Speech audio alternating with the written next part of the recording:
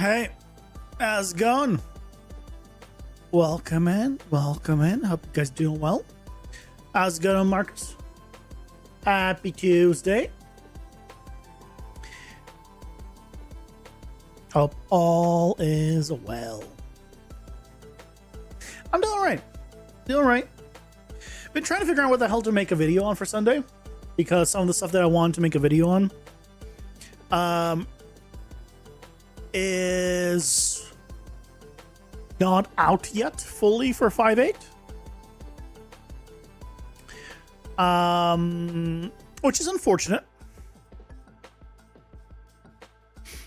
So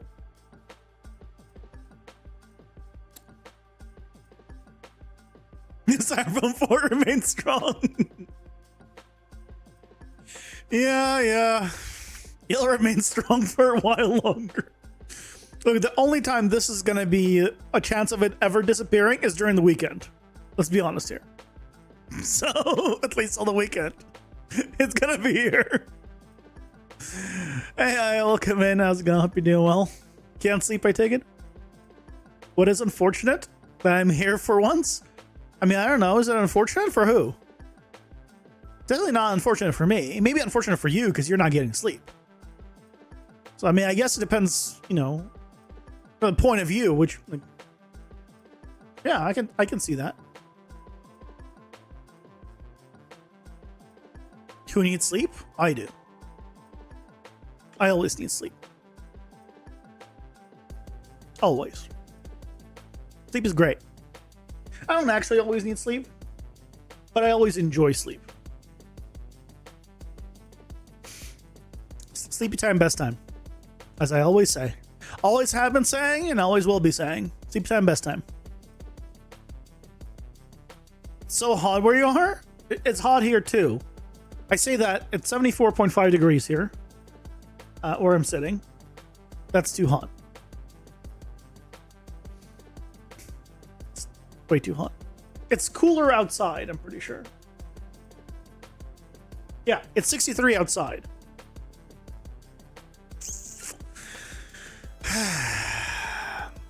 I hope to have my own place at one point that I can just block out the sun, if you will.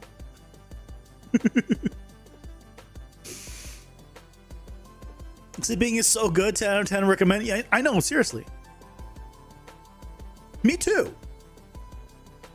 It's one of the best things you can do during the day. Like during the 24 hours. I was going to remind myself that you are American and that you mean Fahrenheit, not Celsius. I mean, it might as well feel like Celsius. Look, I speak in freedom units and shotgun shells, okay? My measurements are eagle screeches, shotgun shells, and monster trucks, okay?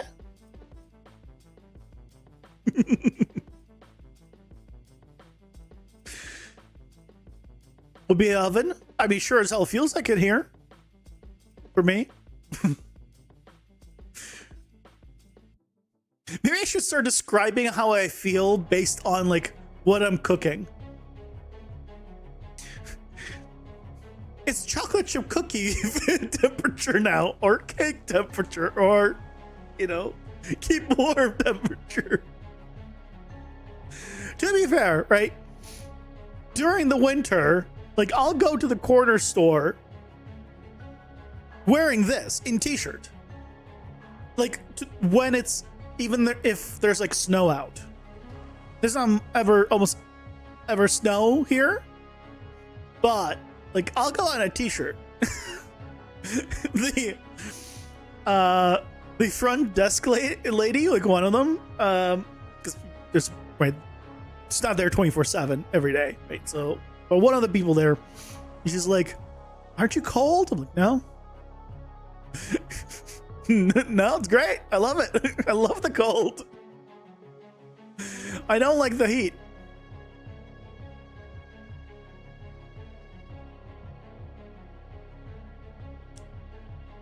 I have to say it. Over the day was being the turkey getting tender and crispy. I mean, I don't think you want your turkey getting crispy. Tender is good. You want it juicy. You don't want it crispy. I mean, unless we're talking like deep frying, then you want it crispy. Because if you're deep frying, then yeah, you want it crispy. 90? Oof. Yeah,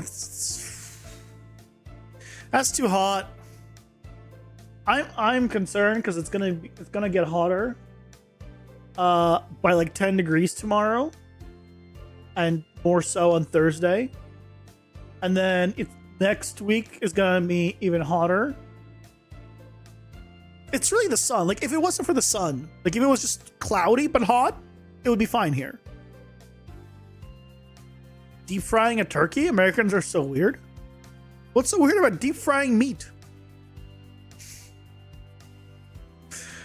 What, deep frying chicken is fine, but deep frying a turkey is weird? What's the difference? They're both meat. I see nothing wrong here.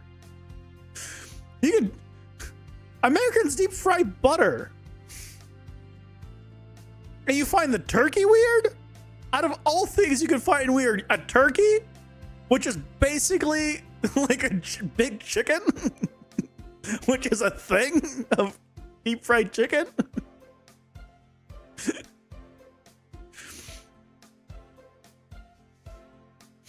Deep fry human? Then well, I mean, it has to be legal.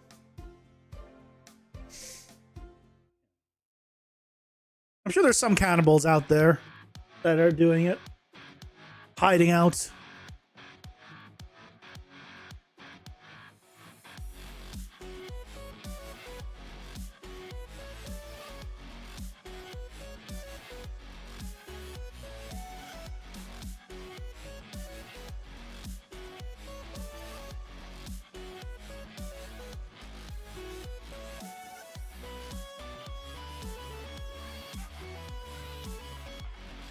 Also,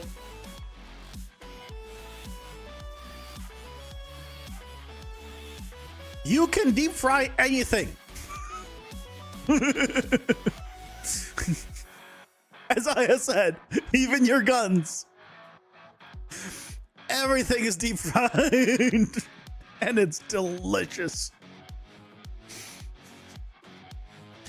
The only time where I was like, I don't know about this deep frying is when I was living in the South for a little while in Louisiana. Made that place burn in hell, but that's a different story. I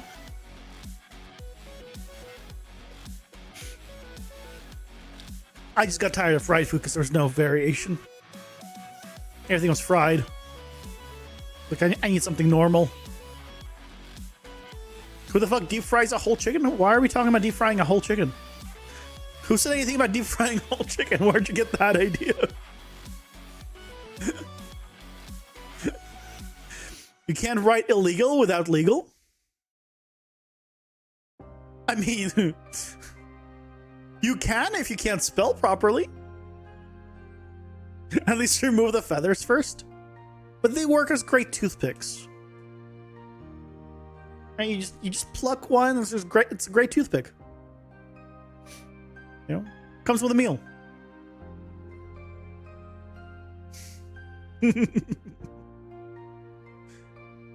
Yeah, see?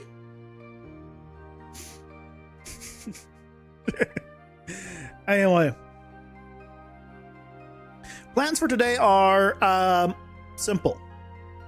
Those plans are always simple. I say that like that's a shock for you. The plans are to first package the game and make sure everything runs and everything's good. Yeah? Once we do that, and we've confirmed that it all runs and all good, then we start working on a bunch of new power-ups. I was about to say, were they not simple? We're all lazy after all. I'm 100% lazy. In college, I used to call, I mean, even back in college, because I think it's still true for me to a degree these days. I'm a lazy, hardworking person. I'm incredibly lazy.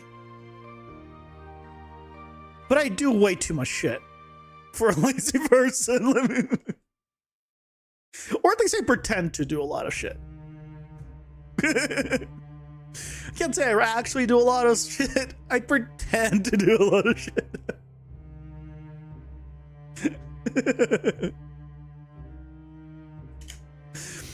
Right. Anyway, yeah, the plans to package. Oh, I just realized. I was wondering, like, why does it feel dark? Because the light's not on. I like this dark, moody lighting. See if we can get it working.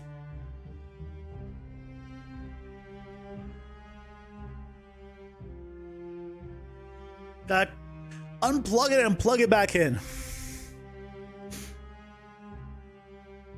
I was looking like, oh, it's pretty dark, but now it's just getting even darker and darker. One. Just to realize that. Is it gonna work? Is it gonna be detected? Not detected there, but it's detected here. Bam! Yoo-hoo. Focus. There we go. Now we're back in business. Oh god, now you can see me. It's so much worse. It's so much worse. Anyway, shall we go here?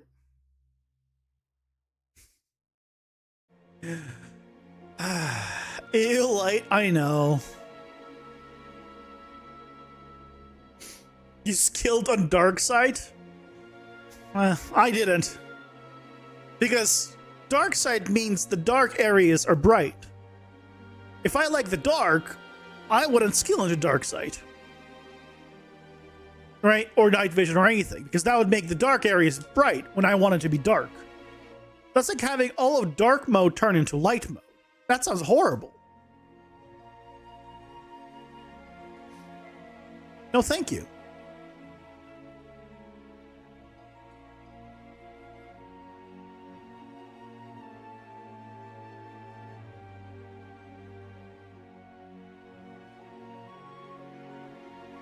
Where is you?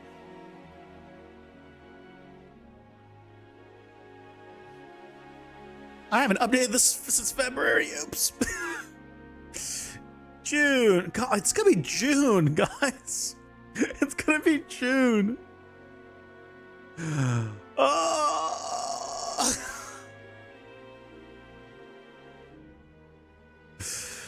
Oopsie. Time flies.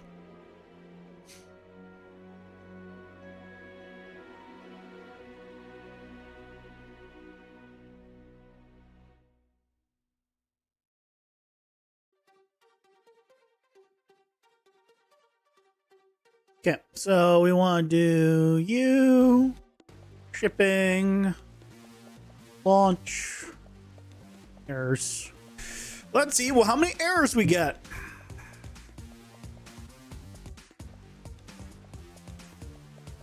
You see quite well in the dark, which sadly means your eyes are in pain when it's so bright outside.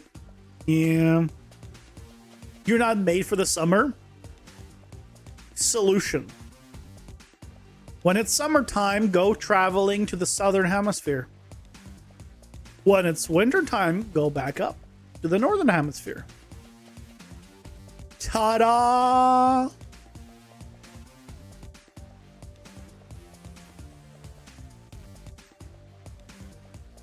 You guys even do a video then? No.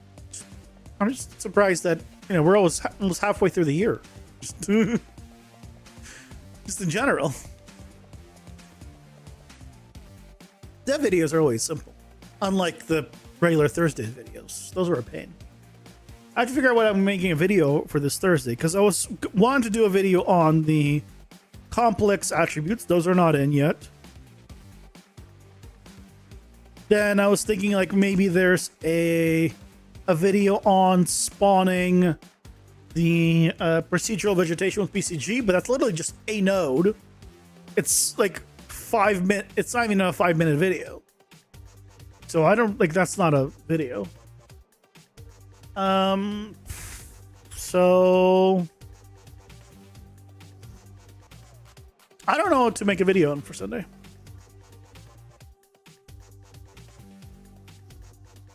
You wish you had the financial means for that? I mean, you don't need to have the financial means. You could become a stowaway if you're really good. You know, just become a stowaway in both directions. Just sneak on board. I'm sure there will be no repercussions whatsoever. And the bit of PCG that comes with mesh terrain is probably not enough to make Island about. I think that's also not out yet. I didn't see any mesh terrain intro. So I think that's also full release. A lot of stuff is full release.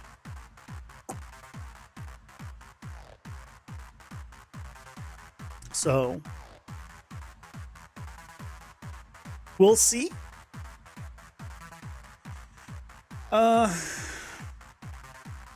Yeah.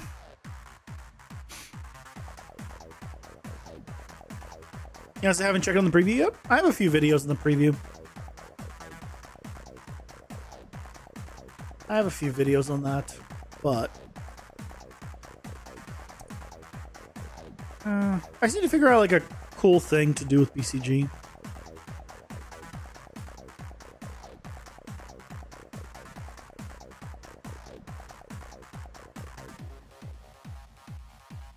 What I could do is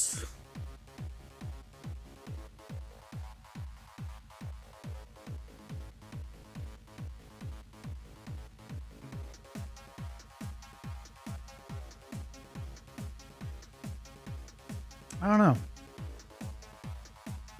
Like I can make like a cool paint thing. I don't know a use case. Like what's the use case? Like one person wanted me to make like a what's it called? A graveyard scene. But like I'll just use the PCG mode's linear tool. Linear grammar tool. It's built in, and then the spline is built in. I mean, maybe that's what I do. Maybe I just show, like, hey, you don't even need to make any graphs yourself. Just use the built-in tools. Here's how you use them. Here's a full, like, quick environment you can just quickly put together. I don't know.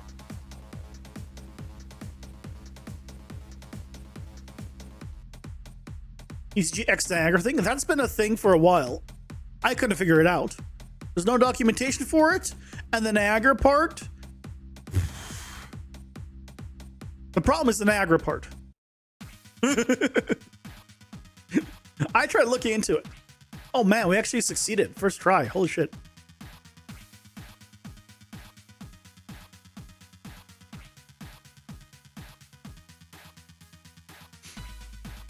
I mean, Graveyard is extremely simple. Which is why I haven't made a video on it before. Wow, it actually succeeded. First try.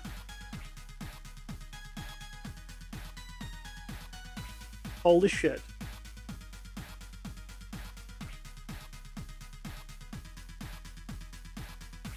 Press it and then launch it, make sure it works, and then go. You haven't been here in a while. Have you seen the new visuals design of the game? Oh yeah.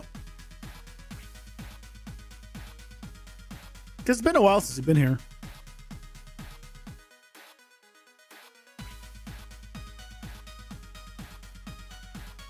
So the new model? No, I don't mean the new model. I mean the environment.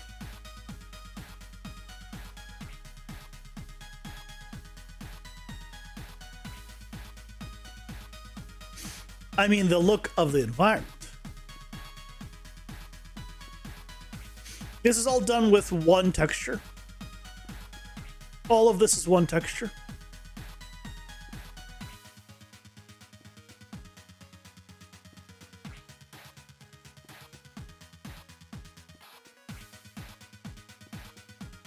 Ta-da! Yeah, one texture. One texture for... No, I don't mean a trim sheet. I mean one texture.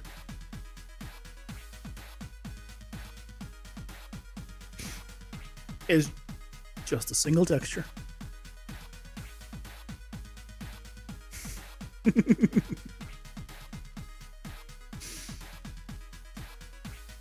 Listen, all the environment stuff is one texture. Using one single texture. An alpha and recolor? It's not an alpha. It's just masks. But yeah, everything is just using that texture to drive things, and I then can go color and mask and do whatever I want with it afterwards. Yeah.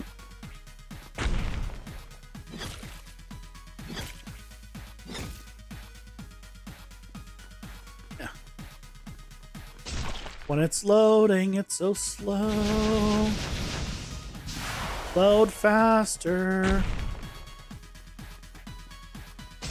Okay, that guy's dead, so now we can actually kill these guys. Look, attack combos. Anyway, I was in here to like show this stuff off. That wasn't the point. Anyway, let's see if the well, the whole package is now 1.4 gigs. I wish there was an option in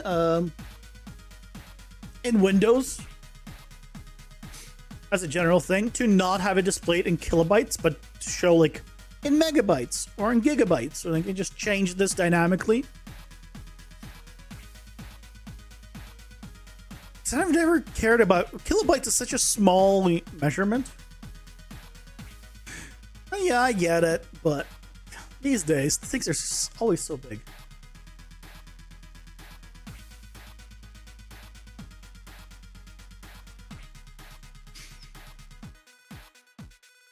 Yeah, I added the post-process material and some post-process like depth of field type stuff, because regular fog just wasn't working right.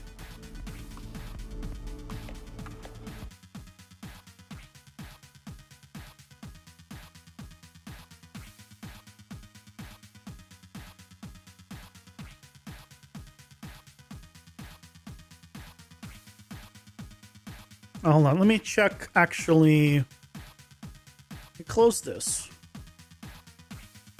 We can do a little test of performance.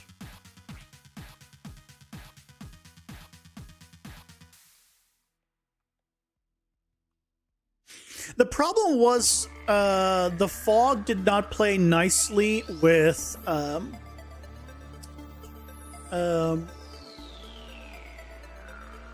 the fog did not play nicely with the post-process effect.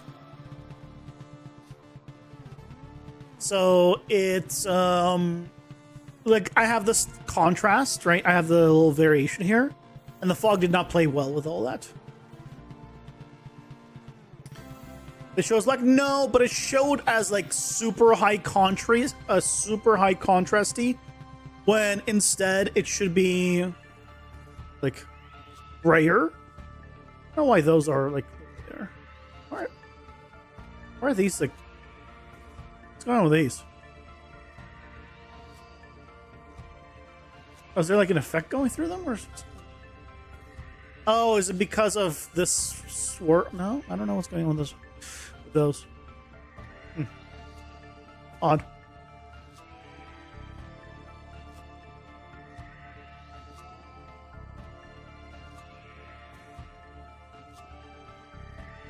Yeah, let's go.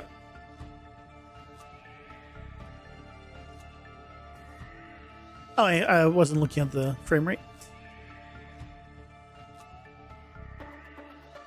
But now it reads a lot better, either way. That reads a lot better.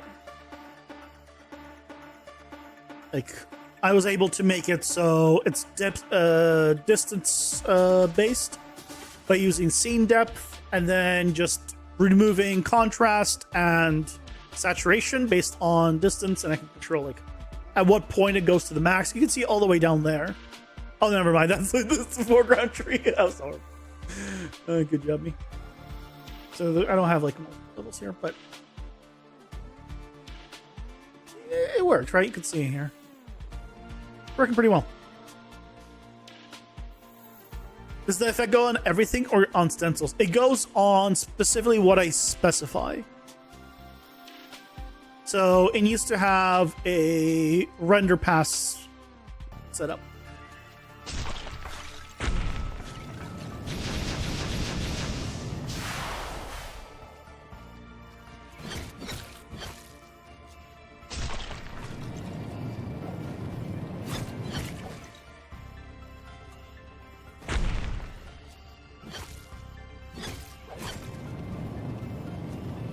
Stop it.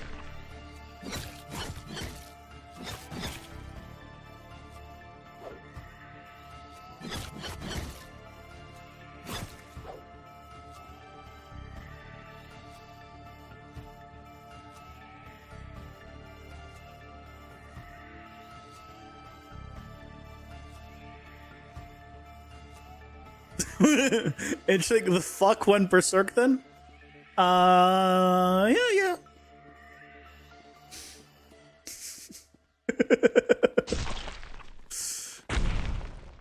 You could say that.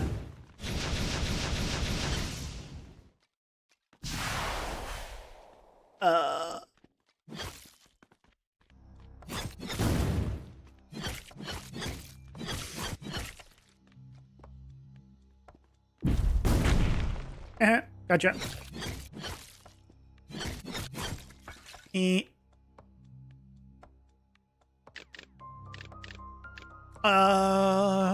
Speed. Give me speed.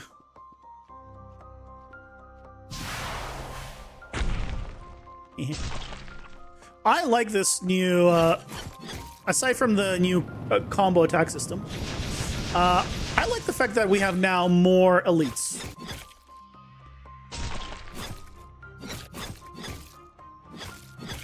And the damage, he's stuck on me, so he's not doing any damage. Good job.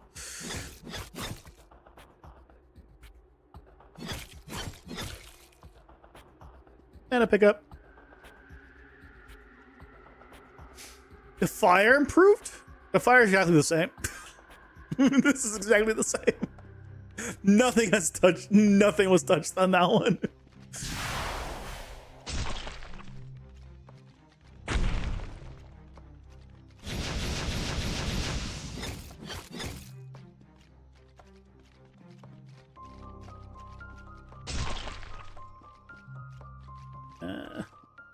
This is not a good spot for me.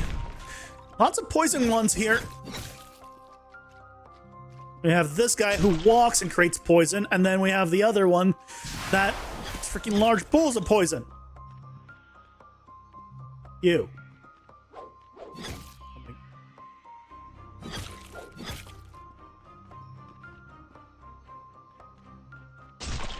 He missed. Goodbye.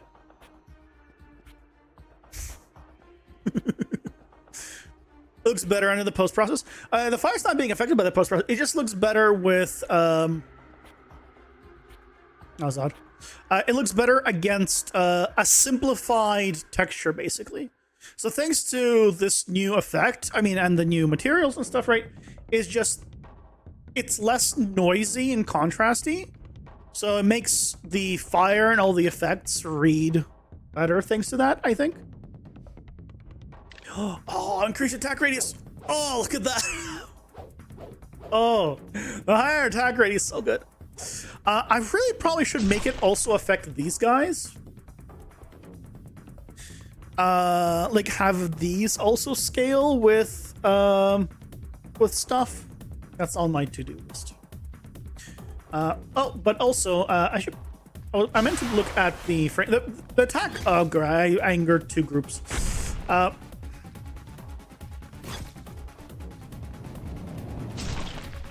There's something going on with the combo.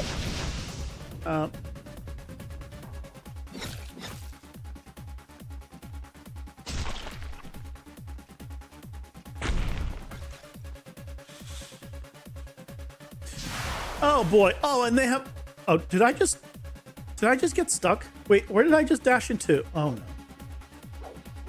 How? How and what?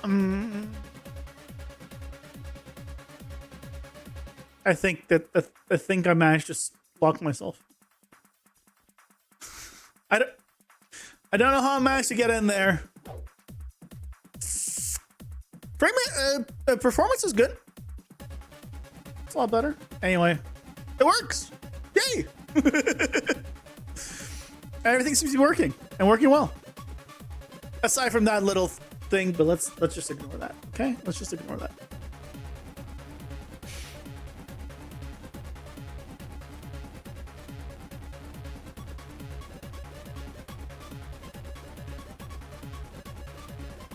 Yay!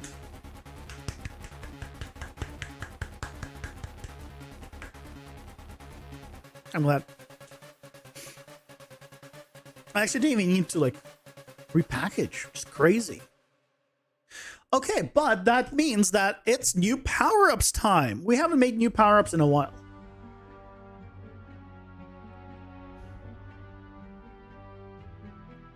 So, the current plan is that the bosses will drop, instead of 12 cards per boss, it will be 18 cards per boss.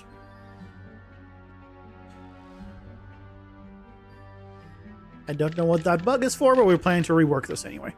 So instead of here being 12, we'll have 18. So that means that we need to increase how many we have by 24, right? 6, 12, 20.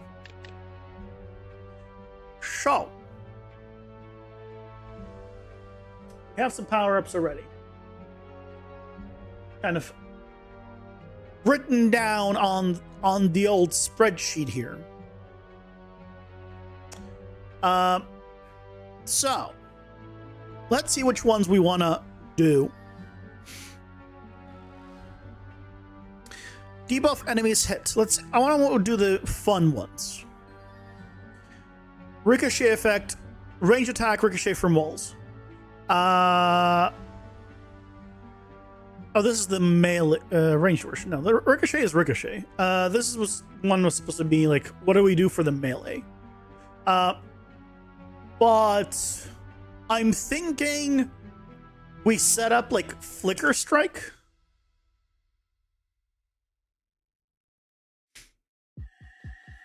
As for melee.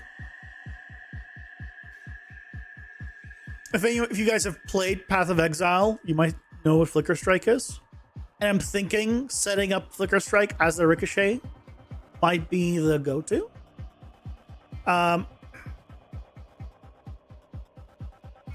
So let's how do I want to mark these?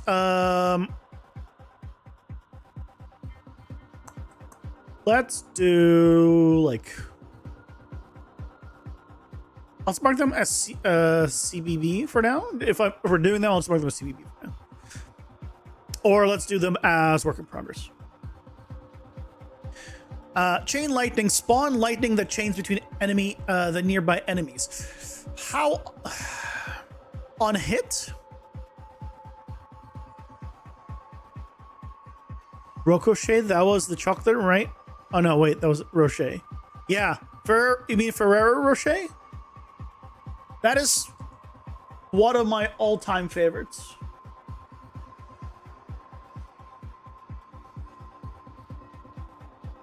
Freaking Ferrero Rocher. If anyone doesn't know about this beautiful, amazing thing, here, let me teach you. Ferrero Rocher. Absolutely love this stuff. When I was a little kid, my mother loved these, and so we had them occasionally as little treats. And what I would do is I would take this little sticker that comes on all of them, I would take them off and put them in the on the door. I think we had a glass door that went somewhere or something. I don't remember if it was glass. Either way, we had a door, and basically I would just stick the little stickers on there, and it would just show like there was like a bunch of stickers. This was like before second grade. That was like super young. That's what I did. And there weren't like that many, but like you could see like almost like stars. God, I love this stuff. So good. So good. If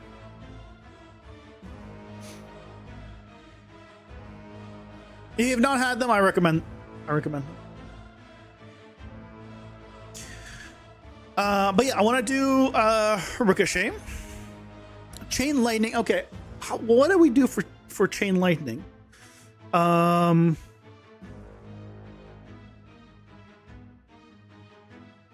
Enemies hit do cause chain lightning. The problem is you can hit multiple enemies.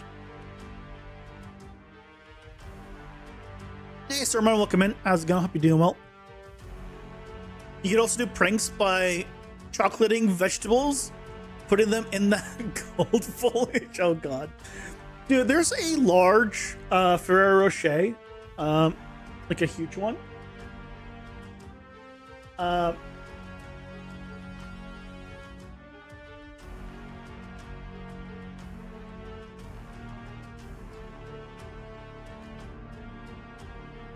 This one, the grand one. My mother got this one. And eventually I saw one here. I bought it. And I was like, I gotta try it. I open it up. The damn thing is hollow. You just get the chocolate, which is still good chocolate and stuff. I mean, I guess you can kind of see that it's hollow here, but it's just literally hollow. But the best part is the inside. Hey, Revolutionary, welcome in. How's it going? Hope you're doing well. The best part is inside.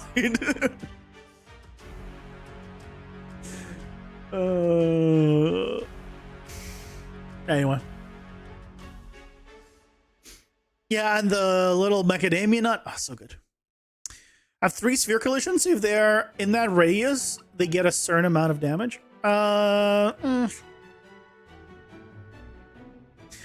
What I need to figure out on the chain lightning is, do we have it on a timer? Do we do it on a hit? The problem with doing it on a hit is we now have a quick attack combo. We could do the last attack of... I guess we can do it not on hit. We could just do it on attack. It doesn't matter who you hit. It goes off of from you a distance.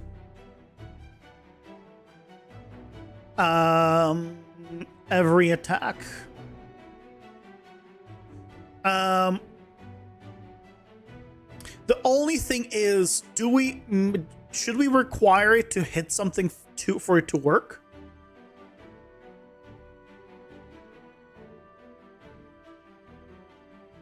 Hey, Kane, welcome in. How's it going? Hope you're doing well. Because I feel like if you don't do that, then you'll just stand and attack air and then just do chain lightning. I feel like it needs to hit one enemy first. If you hit an enemy, then it will chain from an enemy. That's what we can do. Chains between not nearby enemies, just spawn lightning the chains between enemies every tick off of first enemy hit.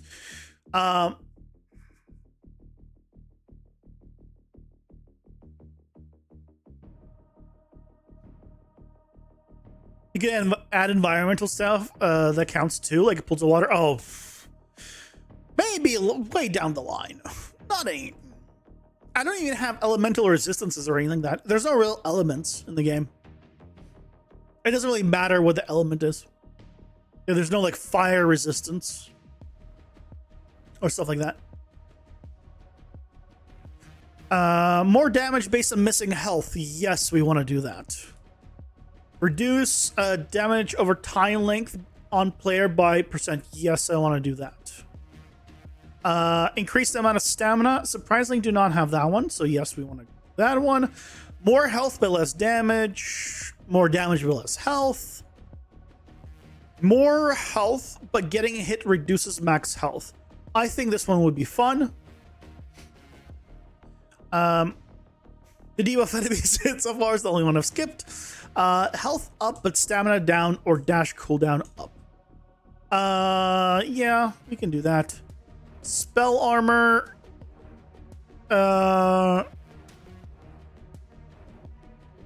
Yeah, we kind of need to have all the armor types taken care of.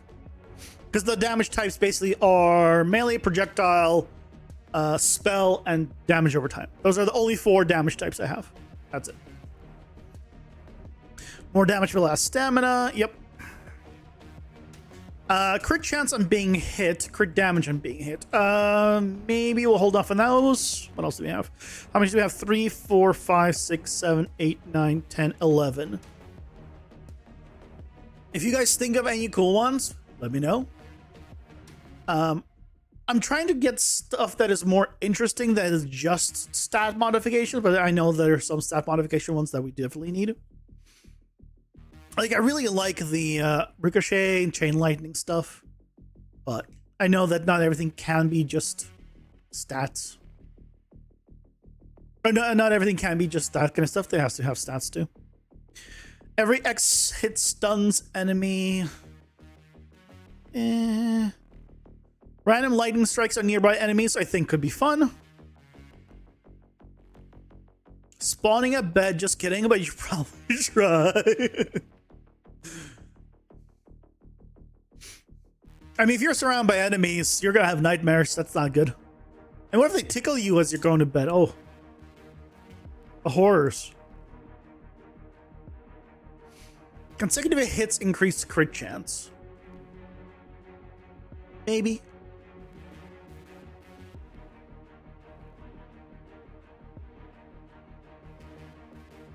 No, you misunderstand. Not you're having the nightmares. Are you gonna give them the nightmares? Okay then. Sucks for them then. More damage on low life? Yes.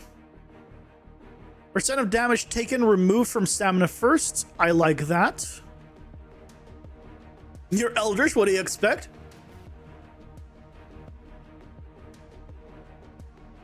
Do eldritch creatures sleep? Does Cthulhu sleep?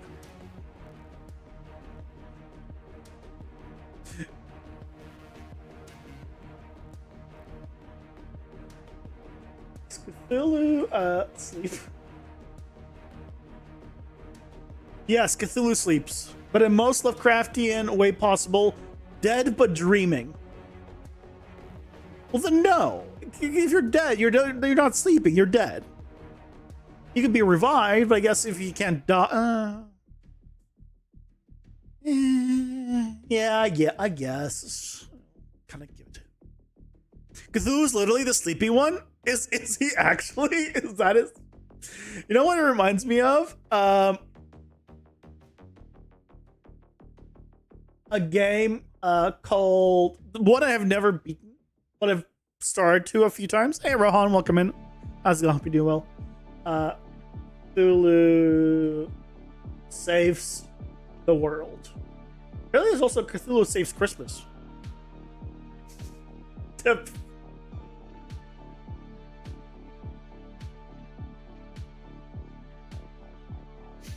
It's only called Cthulhu Saves the World. It's an old game. It's 2012. I forget. It was such a silly and funny premise. I only have an hour and a half, 1.8 hours on record. Cthulhu Saves Christmas. Yeah. Yeah, there's Cthulhu Saves Christmas. Aw, I miss him. I mean you do. But it was a funny premise. Is there one? Lord of Insanity Cthulhu was all set up to plunge the world into insanity and destruction when his powers were sealed by a mysterious sorcerer. The only way for him to break the curse is to become a true hero, save the world, to destroy it in an epic parody RPG journey of redemption, romance, and insanity. I guess there's a Cthulhu Saves Christmas one. 2020. Considerably later. I mean, visually it looks so much better. Romance kinky.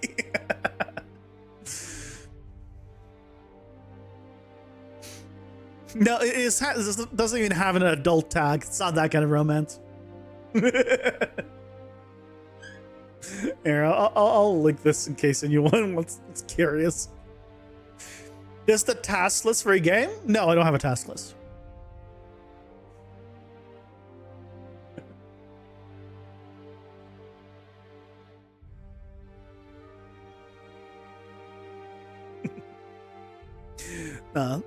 I got no task lists. This is just a bunch of power-up ideas that I have that I wrote down. Whether or not I do them is not guaranteed.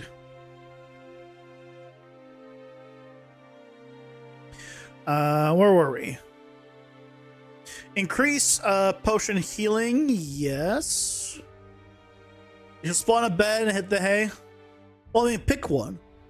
You don't need to hit the hay if you have a bed. You could hit the bed. Otherwise, what's the point of spawning the bed? Anyway, have a good night. Thanks, Tom. Bye. Kind of like a task list. I mean, sure, if you want to call it that. But it's not for the games, like, as a whole.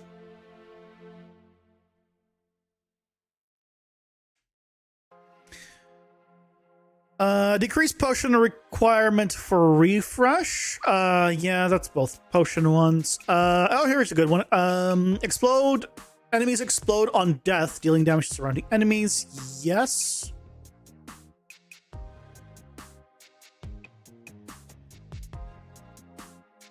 So how many do we have? 3, 4, 5, 6, 7, 8, 9, 10, 11, 12, 13, 14, 15, 16, 17. We gotta need 24. We're gonna need to, if I don't check these, then we're gonna need to figure out a few more.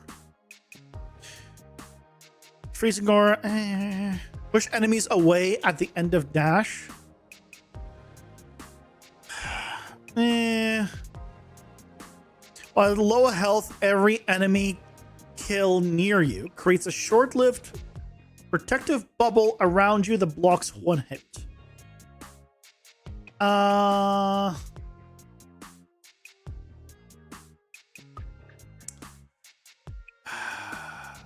What's this for? Figure out new power-ups.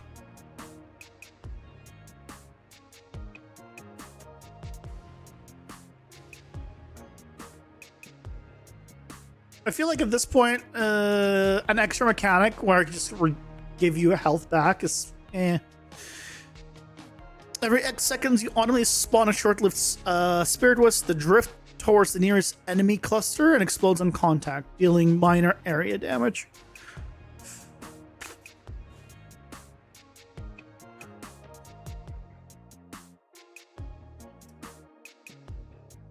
I mean, I can spawn like an NPC. Oh, I guess I spawn a projectile. A slow homing projectile, effectively.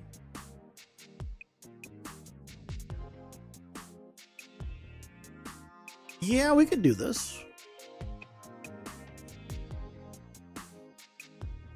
That could be interesting. Periodically, every 15-20 seconds, a guardian echo materializes near you. For a few seconds, it stands still and pulses weak knockback or pull wave in all directions. Eh.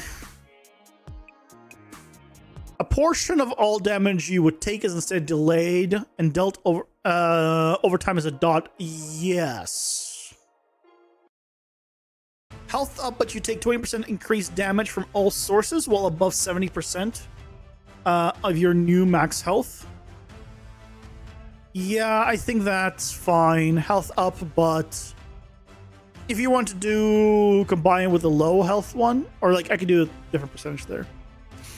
Health up, but you deal less damage for every 10% of your max health that is missing. Yeah.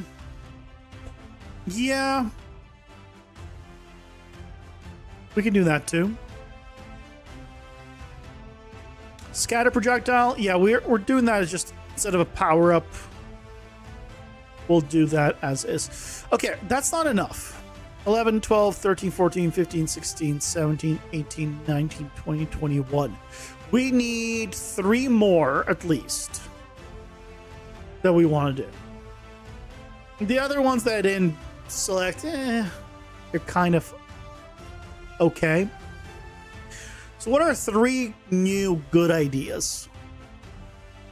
I kind of want to do something with the like weapon effects or the weapon abilities. I need to go through and maybe modify some of these to affect them as well. Like for example, cleave should increase the size of the ability, because that could be cool.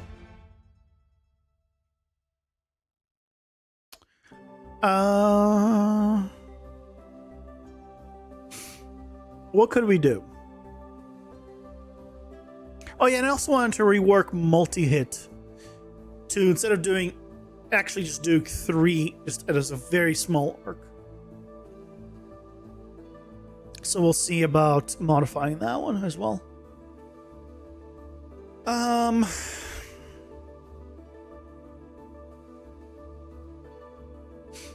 What's some other ones? What are we? Let's think.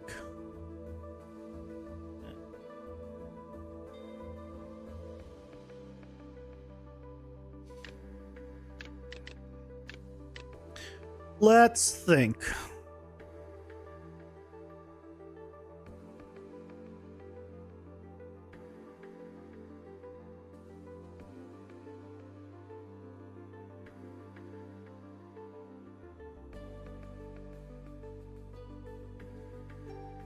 We have stuff for running.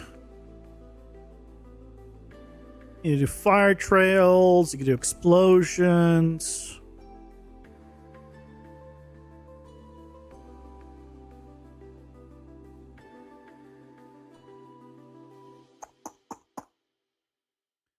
Stamina recovery, thorns.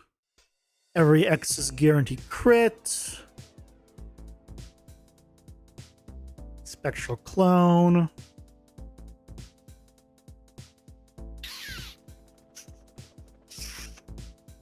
Curses. Curses are their own thing. They will need to come up with a bunch as well for the cursed tier. But no, these need to. They can have downsides built in. Like you can have damage up, health down. Like that's fine. But it can't be just like super bad. And that's it, right?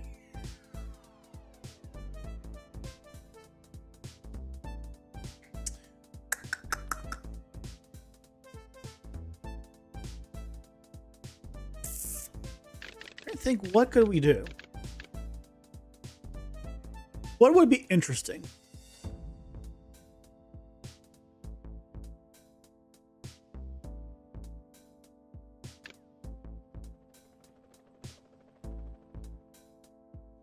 What am I looking for? I don't know what I'm looking for. If you have ideas, just tell me now.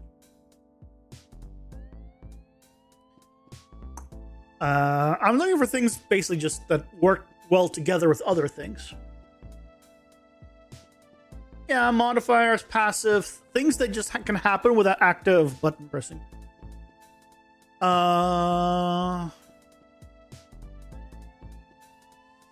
So like some of the stuff here that I like a lot is ricochet just and flicker strike, right? That is this ability just modifies other ones. Great. Spawn lightning that changes between enemies every attack. Again, works with existing stuff, right? There's one that spawns lightning just randomly over every X seconds. I like things that have more stuff happening or modify things. I have to figure out good ways of modifying stuff.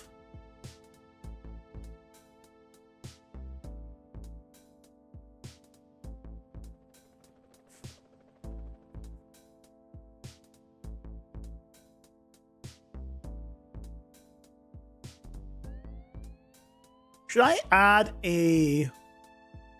No, I was gonna say, should I add like an XP increase one? But I don't think I want to. A modifier that turns single projectile into 3. Does less damage? Yep, I got that. Yep, we have literally that. Ads. Stream paused. My brain is also paused. One projectile. Multi projectiles. One of the first ones I added, actually. Oh, I didn't refill. I'm running it low.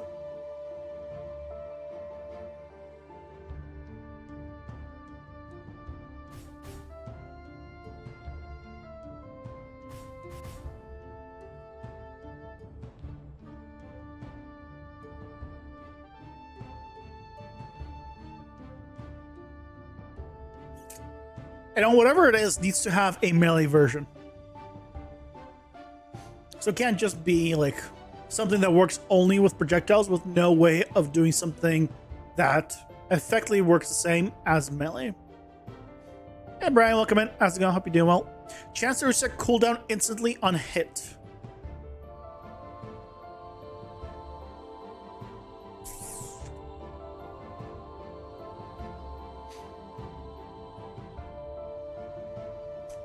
Chain we have sort of already down. Resetting cooldowns on a hit is not bad, actually. Well, I think I'll add that one.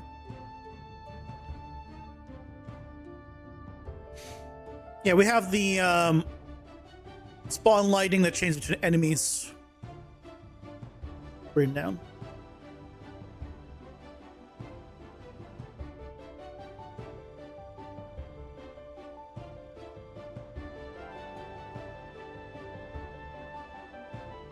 Increase the AoE of an attack, reduce the AoE of an attack. We have cleave to increase it, but there's no reason to ever reduce it. I mean, I could do reduced area, but increased damage.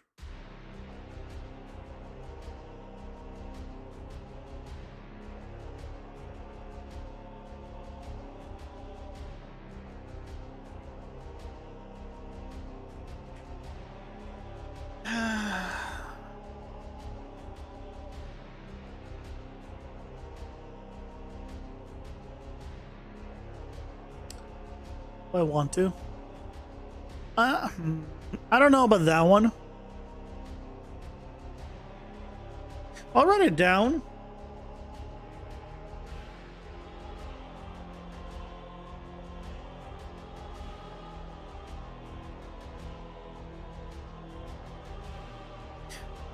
Because light attacks already don't have a lot of range. I think we'll do the percent chance to do this one. So I think we need, what, 3 left? 2 left? Well, I guess if I'm not doing that one, then yeah, still 2 left.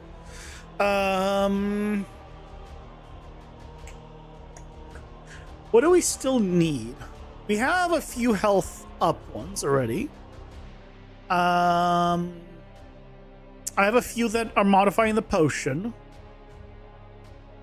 Increase potion healing and the requirement for the refresh. Increase projectile speed, reduce projectile speed.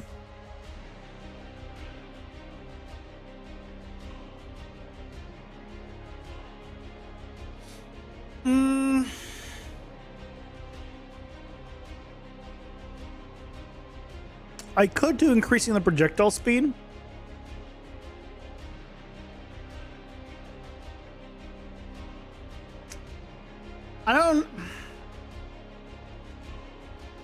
I feel like that's not enough for a power-up.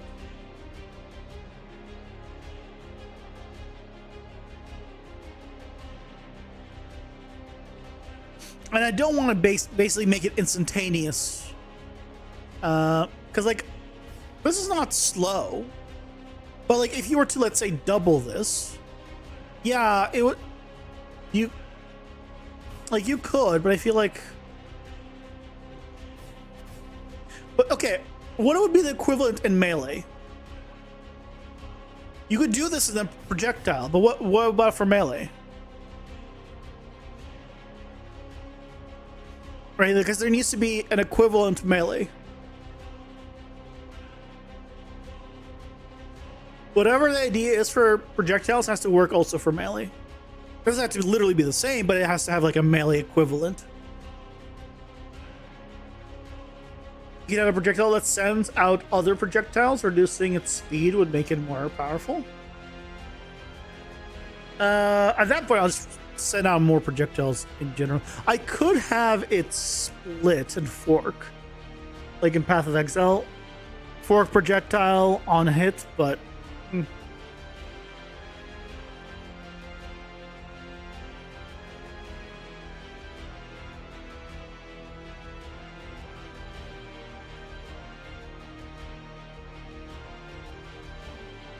But then, again, what do we do for melee? The biggest challenge is figuring out a version that works with melee and ranged. And the reason I want both is because in the game you can swap weapons mid-run at any time. You can just put a new weapon in if you wanted to. So, and as a melee, you can gain access to projectiles, and I want you to also benefit from that. Like, you can bounce back enemy projectiles, and I want the projectile stuff to modify it, but then you also still have the melee ones, right? So, you have a melee attack that sends out fissures per second. Reducing its speed would mean it would send out more fissures.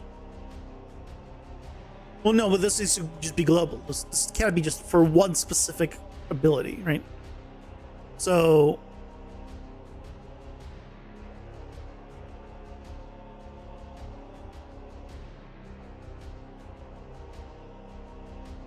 an ability I don't even have. So, not quite. Let's think.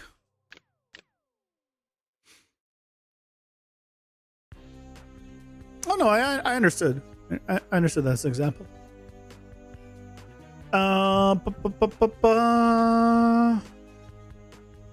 More damage of being hit.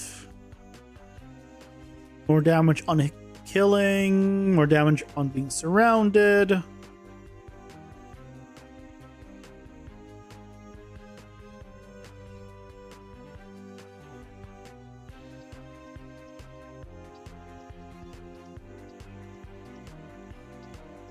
This should not say any anymore. Story. Second life. More damage. Cleave. I kind of want to spawn something. Maybe. What can we spawn that maybe is interesting?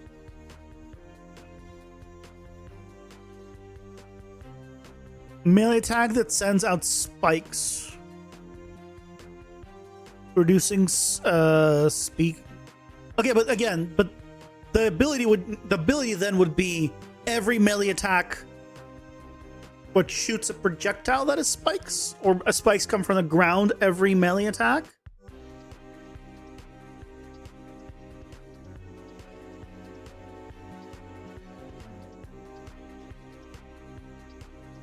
Is that the idea?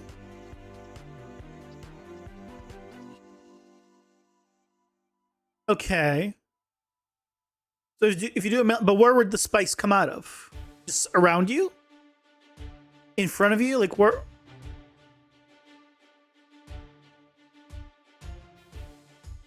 I don't know. But then what would the projectile one do? That. I feel like you're already hitting enemies around you, depending on your attack. Putting it where you're already hitting doesn't make sense, because then like you're already hitting those areas. Putting it where you're not hitting defeats the point of sectioned attacks. Okay, we have homing, piercing.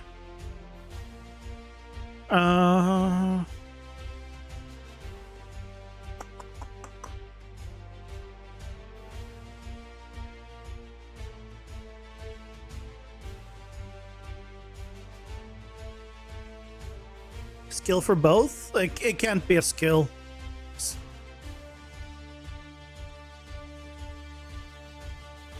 We're looking for specific power-ups to work with other power-ups, basically. Doing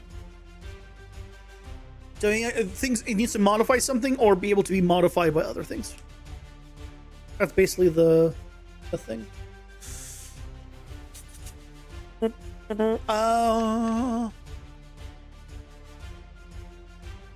Take damage over time. Continuous damage over time, but increased damage and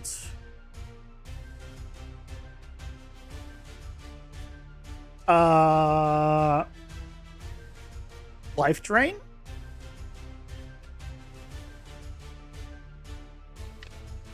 Or lifesteal. You gain lifesteal, but your health continues to go down and your damage is up.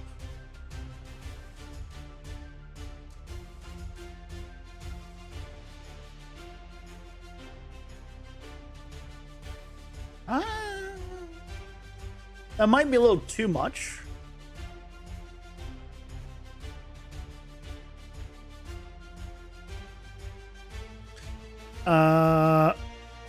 Continuous self dot, but damage up and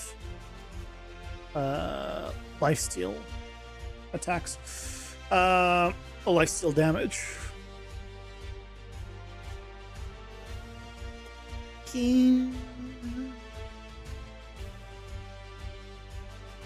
That could be interesting. You definitely make things. I think that could be interesting. Not sure if you have miss hit chance concept, a skill to reduce that by X%. No. At the current moment, there's 100%. If you hit, you hit. There's no misses ever. There's no like avoid chance. There's only a way to negate damage or like reduce damage, but no, or negate damage, but no way to have a miss chance right now in the game. Do more damage, take more damage. Yep, that's on the list.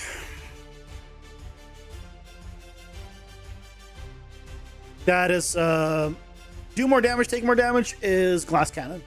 Yep. That one we got actually already. 100% more damage taken, received, 200, 300. That one we got.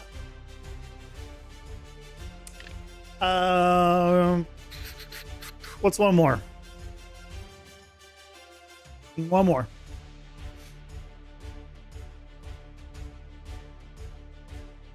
How can we modify power-ups? How do we modify these in an interesting way?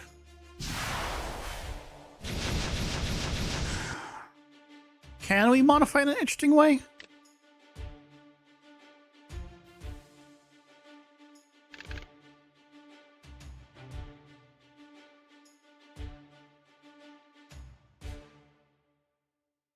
Increased dot damage. We just have increased damage. It applies to dots as well. There's not enough dots that the player does to warrant a specifically dot one at the current moment versus just having a global one. Because there's only like 3-4 dots, I think, total right now the player can make.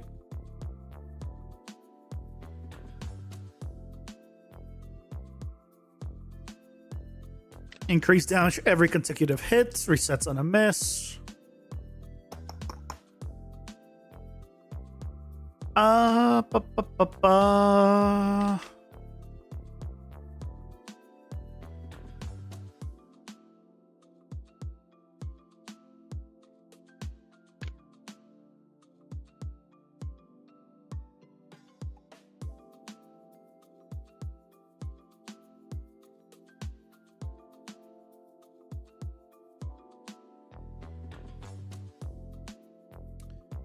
Could we think of an interesting aura, maybe? Some kind of AoE? We have, like, slowing enemies, slowing projectiles, a damage aura.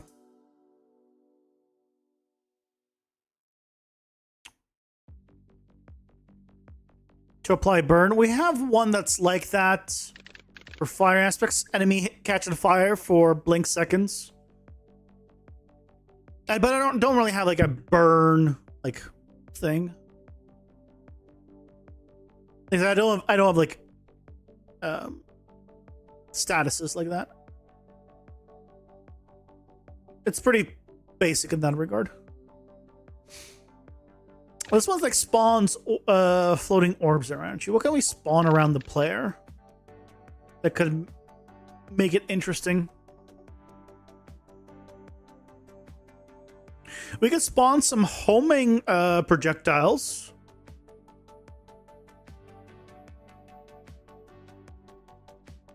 Short range homing projectiles that follow the player. That shoots anyone in an area when you get close enough.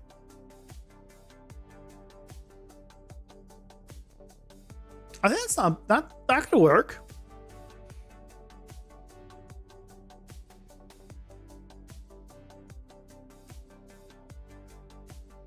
Oh, actually, do I want to give them home? Yeah, they would need to have homing.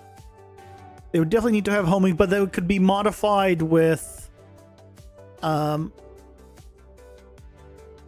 other stuff if we wanted to. Or is that too close to the other one we had written down? Periodically send a projectile basically to the nearest enemy. Where is it? This one.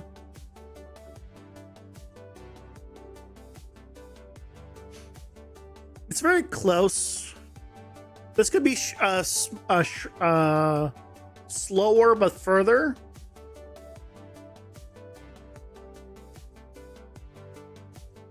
The other one. How would it work with the other stuff? Could I have it work with the other stuff?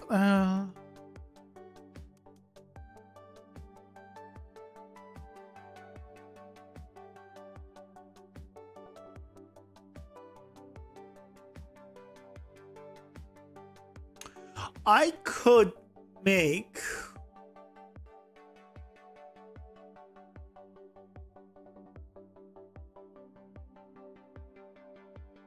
what if we had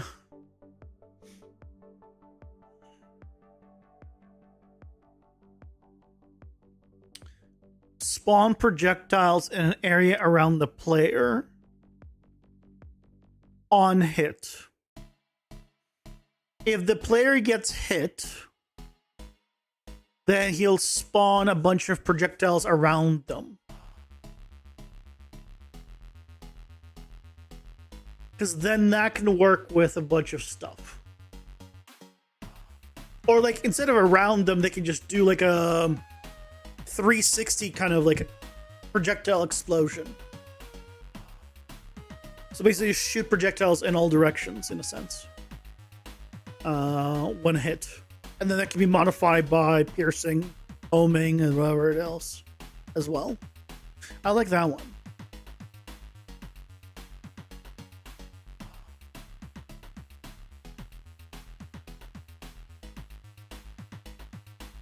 On hit, spawn projectiles in all directions.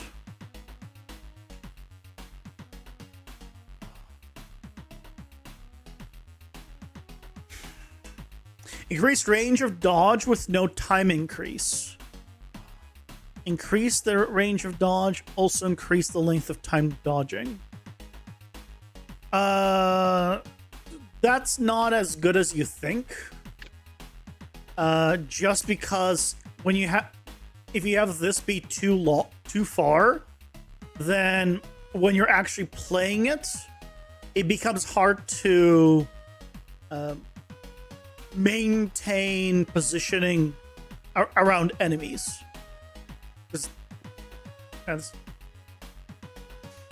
So, for example, because I actually had the dash be further at one point. I actually shrunk it because it didn't feel good.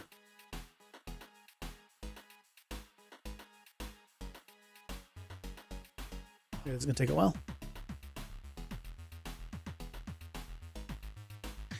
Reduce the range of dodge with... What do you mean by no time increase? I'm not sure what you mean by the time increase stuff.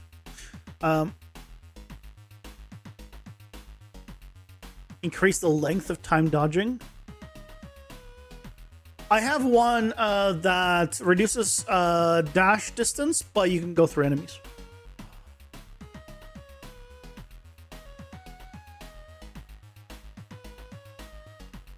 Hey, Real Spoke, welcome in. How's it going? Hope you're doing well. Start with a really short range.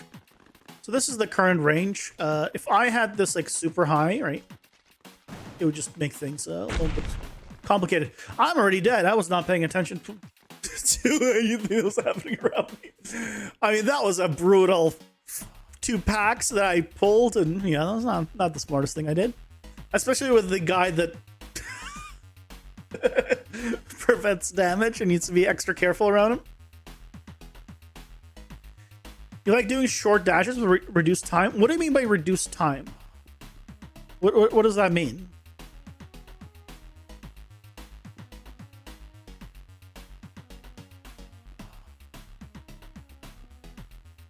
Like you want to go like a faster dash?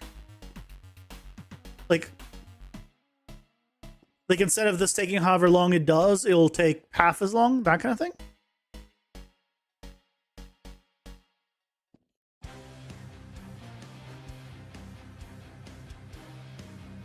You go for a short sidestep into a full dodge at a fair range. That range is too far. That should be the maxed range. This is the only range right now.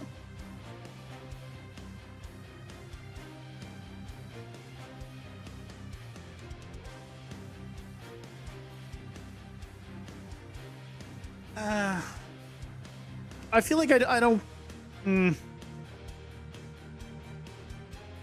With no cards, I don't have any cards that modify range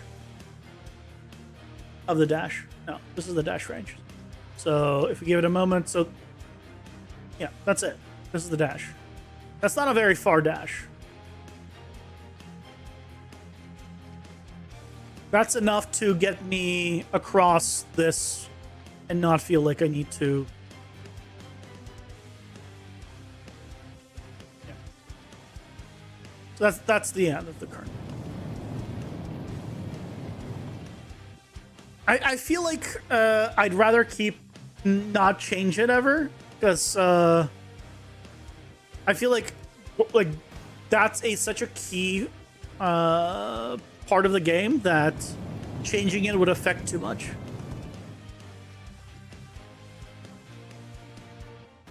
You have a video on exposing PCG graph parameters to Blueprint?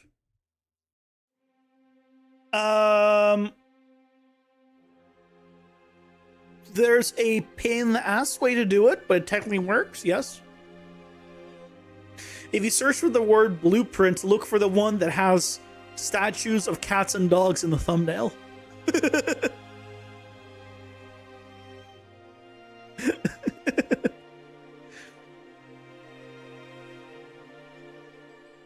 So many enemies, pretty guaranteed to... Oh, don't worry. That's because I wasn't attacking at all. Here, let me show you what actually happens. That's because I wasn't attacking for testing a pure dash. I didn't do a single attack. Let me show you what actually happens if you attack.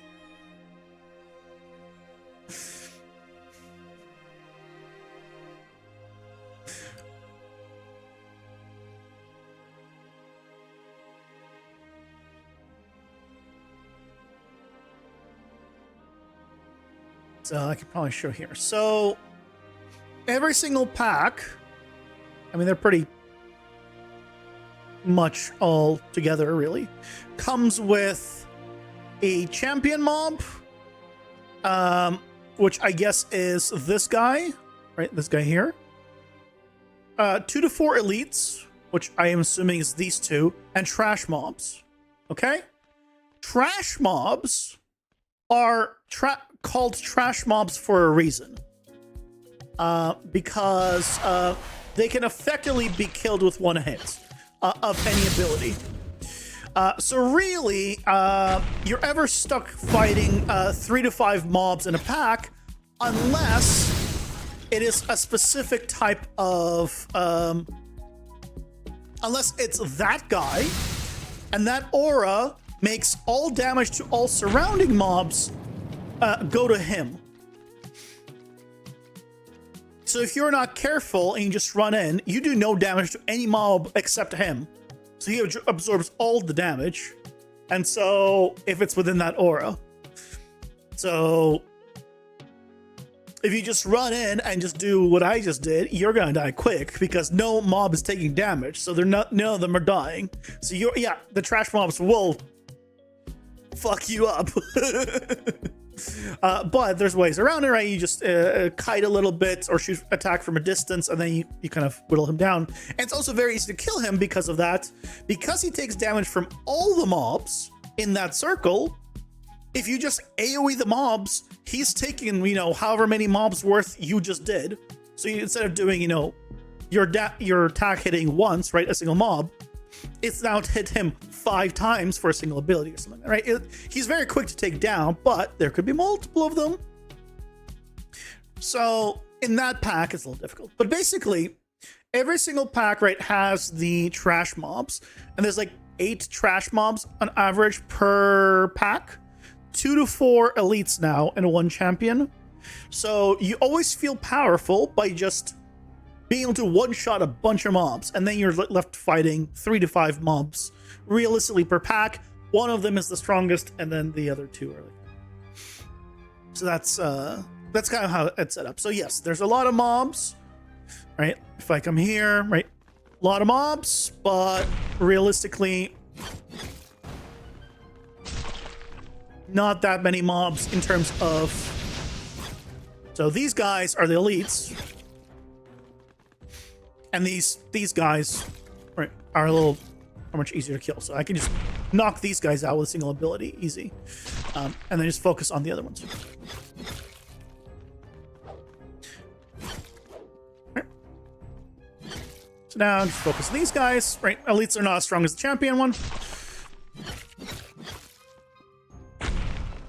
And there we go.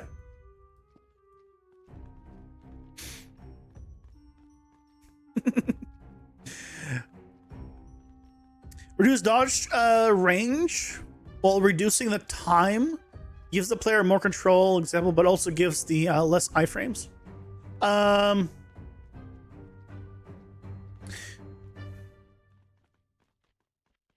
make a note of that. I don't know how I feel about modifying the dash. Could you theoretically get through the level killing everything and not getting hit? Yeah, of course. Time to speed it around your own game. You can also just avoid everything and go for the boss. You also don't have to kill a single one of these mobs. You could just go down and just run to the boss portal. Here it is. Here's the boss portal. You could just run here. Nothing's stopping you. Now, you will not gain any experience and unlock any power-ups from your deck if you do that. But you can.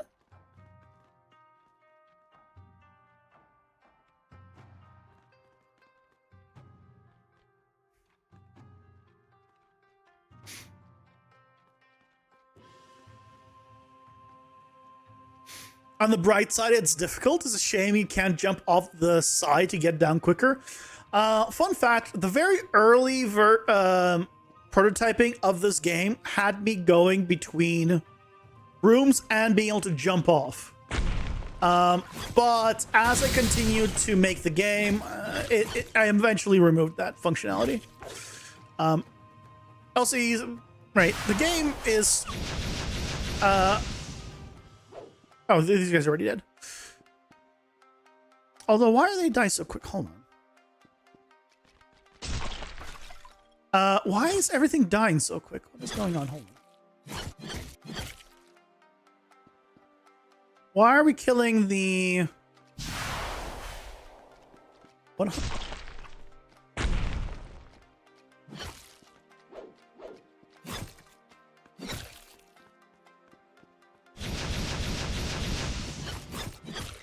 I need to check the health on some of these mobs, I have a feeling. Keep in mind that this game is going to be also based off of a bunch of meta progression, right? Because it's a roguelite. So these guys aren't going to be like super like difficult. They're mostly there to slightly whittle you down. And the boss is going to do a lot of it. But yeah, you're going to get... upgrades to your health, upgrades to your base damage, so like, and this is with no upgrades. So it'll only get easier as you upgrade stuff.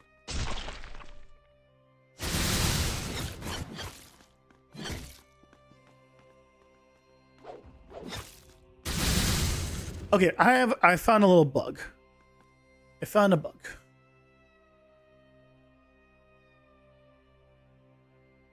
Oh god, put a name in your print screen? Why? I know that is always the damage one. That's what the thing you've been saying.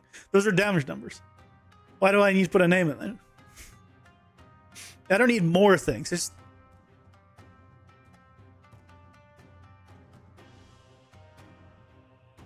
What's the AI pattern typically? You don't see a roam, so it's just idle strafe attack. It's just idle until combat, and then it depends on the enemy. Every single enemy has also 3 different AIs. One for trash mobs, where you do a basic attack. Elites that have an extra ability, and champions that have another ability.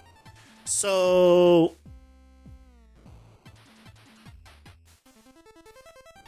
for example, I can show you a random one.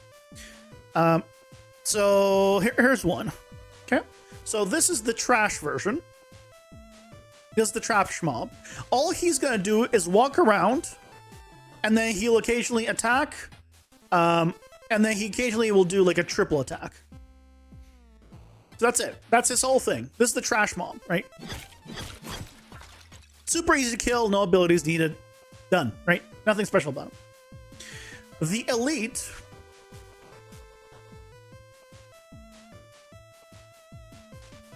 The elite version, right, aside from having more health, more damage, whenever he's walking, he spawns a damage over time on the floor. Okay? So that's the elite version.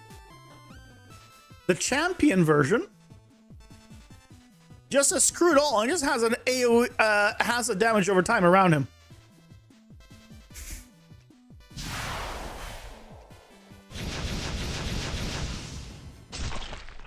So, I mean, you could try to not get hit by using some of even the ranged ones. Obviously, I'm a melee character, so it's going to be a little more difficult. But You do have a little bit of a damage increase as melee. But that's him. And for example, if I go to a different one, let's say her, she just throws a dagger. Nothing special here.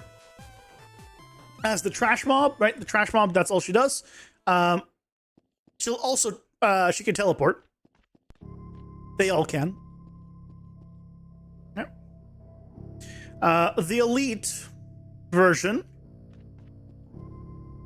throws 3 daggers and they poison. I've been thinking of reducing the amount of poison. So you can see now my health is decreasing. All right? Because I feel like the poison is too much. But the champion version does all of that, plus has this ability where she spawns a big cloud, poison cloud on the ground. That is also very powerful poison. So she does all the same stuff plus that. Plus obviously more health, more damage. Why is she spawning so much? But there's only ever one champion and there's 2 to 4 elites in a pack, and probably need to reduce the chance of that. Gas? No, blueprints only. I made my own custom system. Full blueprints. Parameter name, not to print a name.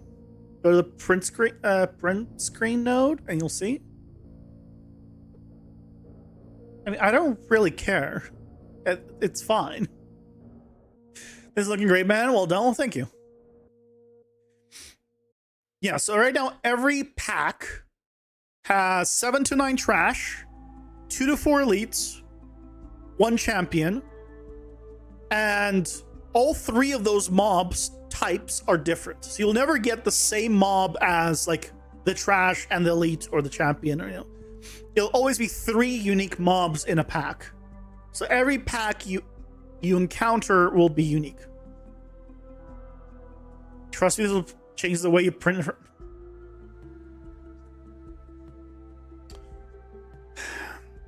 Okay, let's see this magical thing.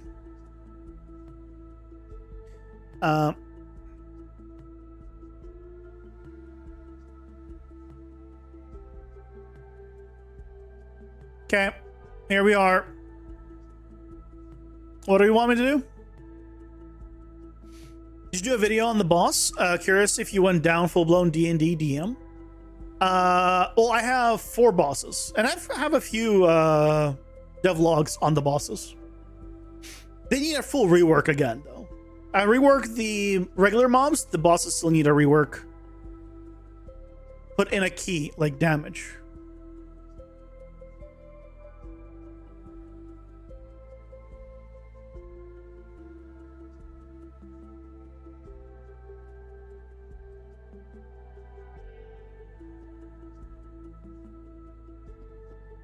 Okay.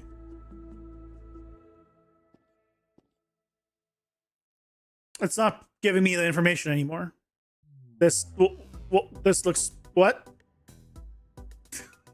Thanks. It now no longer prints what I wanted to print. Thanks.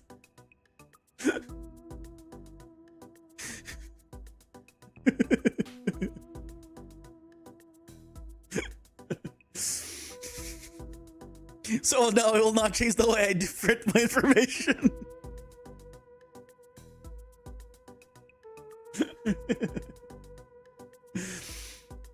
Okay. But with that out of the way, shall we start making the new power-ups?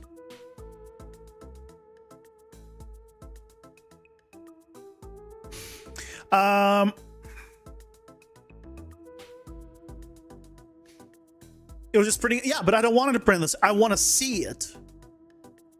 And it was also not printing on the same line because the value, her damage and my damage is different, but I just don't see all of the damages anymore, right? Because if I come here with it off, right, when I'm in a damage over time, right? This continues on, but she hits me, right? I saw that damage go through. But on your version, I'll never see this damage. I will never see her hit because it's gone the same thing. So I will never see that number because the other ones, right, will continuously override things. You know, I want it to be exactly as it is. It's not meant to be visible and used inside of the actual like game. It's purely in for this level, basically. For the testing level, I'm only dealing with like 1 or 2 mobs or whatever it is for testing. That's all. So it doesn't bother me. Okay, let's go ahead and set up this. Ricochet. How do we set up Ricochet? Can we just turn on bounce?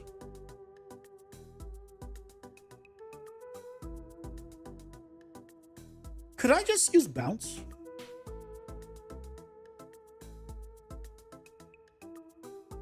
Yeah? Let's take a look. Flicker Strike is going to be a thing to set up, but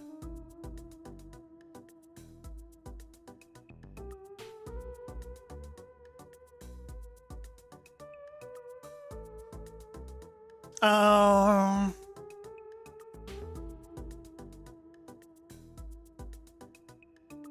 on, we need to set bounce.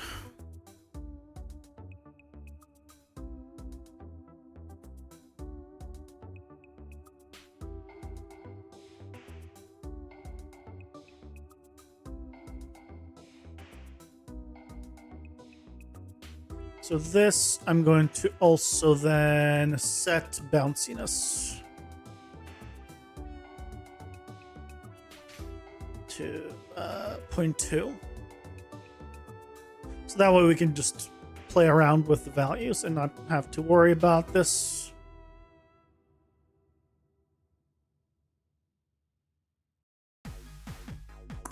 And friction of 0.6.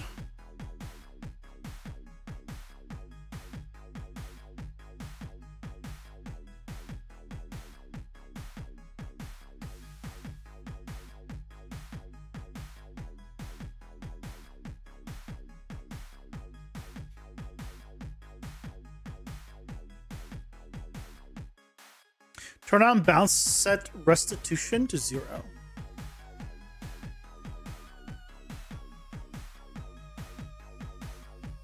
Restitution?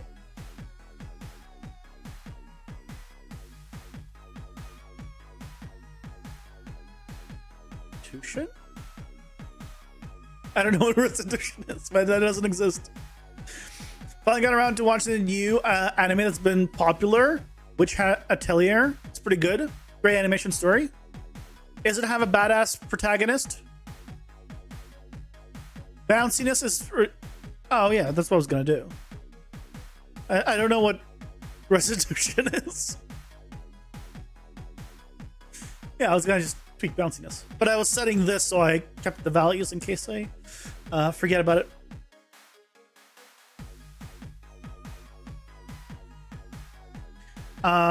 Let's do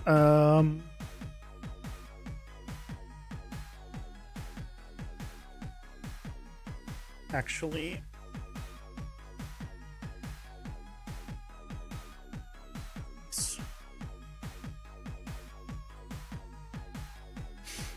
I'm a simple man. I don't know complex words.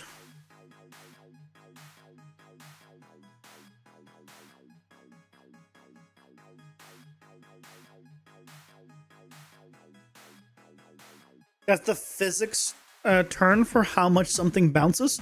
I didn't even take physics in high school. Physics class was supposed to be 12th grade. And then when I got to 12th grade, they changed it to be 9th grade. And that was all, I had the option of taking physics with 9th graders. And I just said, screw it, I'll just take a free period. My high school, I had 3 free periods in senior year. It was great. 12th grade was great. 3 free periods, and on some days I had to come in at lunch. That's one of my and I had one class. I had art class in the evening, and that was it because I went to an art major high school. It was great.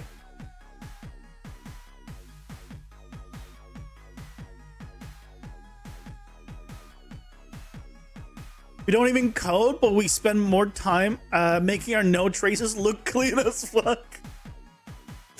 Dude, it's gotta be organized. This part's a little bit of a mess. This needs a little bit of cleanup. I'm like, look at this is how it's supposed to be. This is what, right? That's how it should be. And even then, like, I can clean this up more, technically. It's fine. Here, I'll clean it up even more. There we go.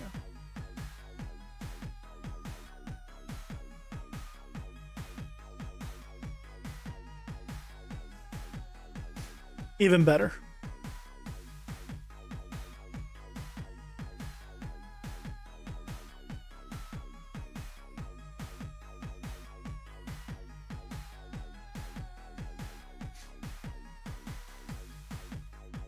But let's take a look.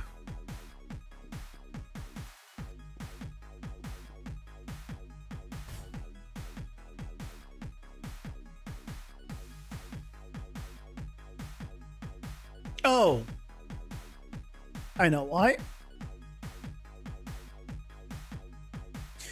It's because I need, for the time being, I need this to ignore all of this.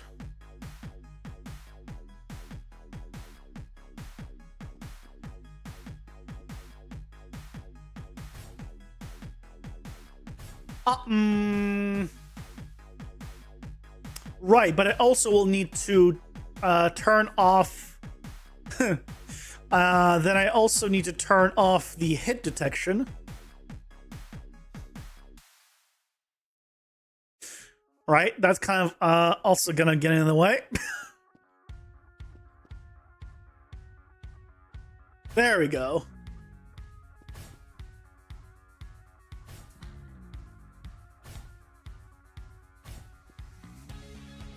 That's not right.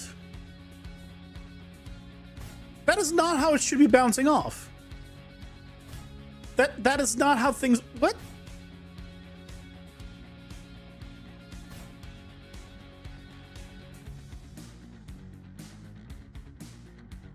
Yeah, rules folk, have a good night. Thanks, soundbite. That's not how it's supposed to...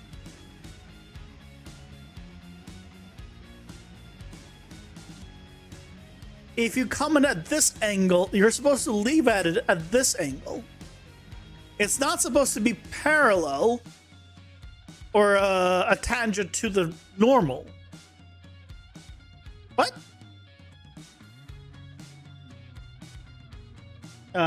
Sure, let's try friction 0. But, I mean, friction's not exactly super high.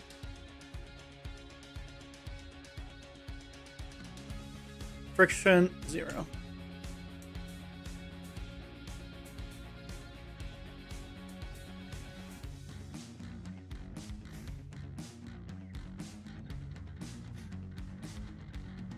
You gotta work on your go. Good luck working on your greatest all of Apple products. Go. Yeah, no. That has nothing to do with it. That is not how angles work.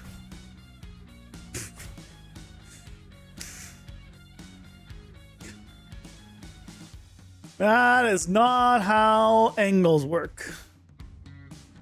Goal-oriented action plan. Is there a different kind of action plan? If you were making a plan, you have a goal. Is to finish it. Good luck.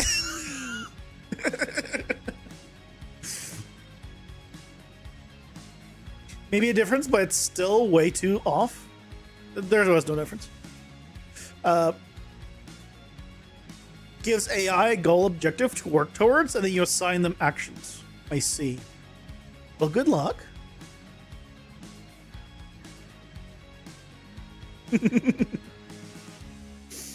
I know nothing about this, so I can't speak on anything there.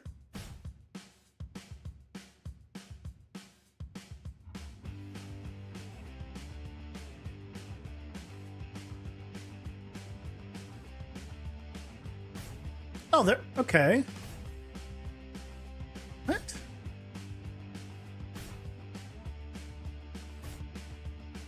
Huh? Why is less bounciness working properly?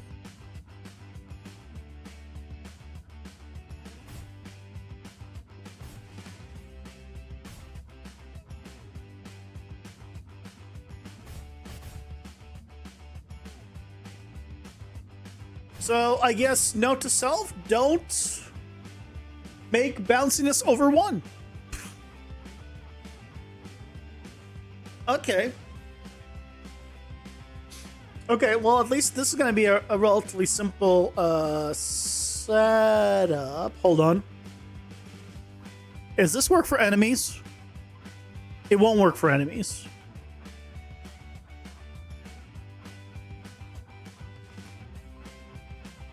Do I want it to work for... Do I care? Hold on a second. No, wait. I just... What is this going to be bouncing off of? There's like nothing in the world to bounce off of. If it's not enemies.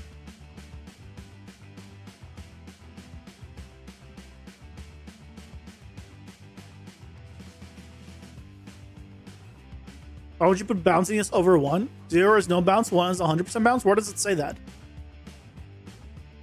Where does it say that 1 is 100% bounce?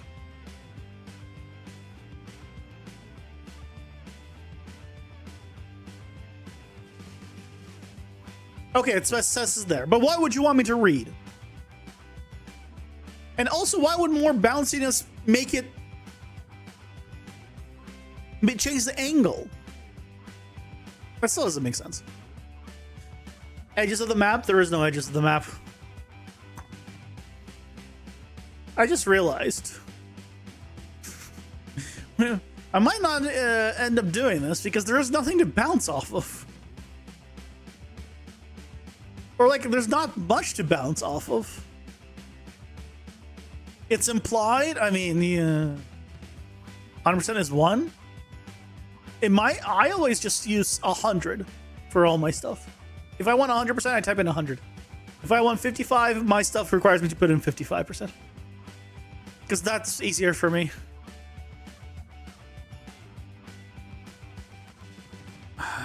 Like, I guess there is like this stuff.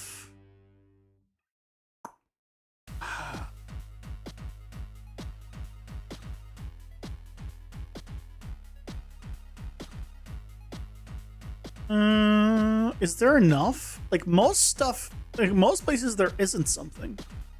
Like there's some trees and stuff.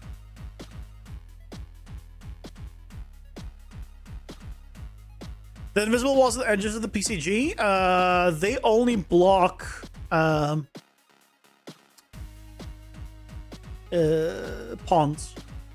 And it would be weird for them to bounce back projectiles. Because the projectile will hit air and bounce back. That's weird.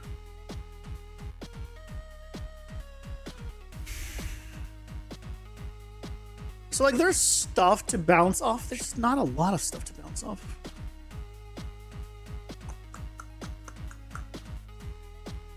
Right, like all this area doesn't really have anything to bounce off. I'd really want it to, I guess, bounce. If it bounced off of enemies, I would be okay with this.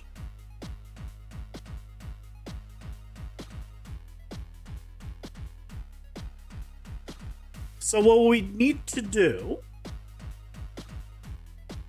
is turn off the destruction part of it.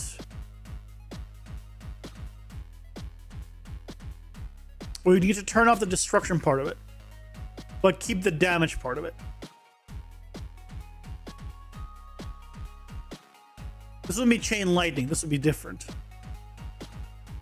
So what we need to do is still do do this part. But turn off the destroy event.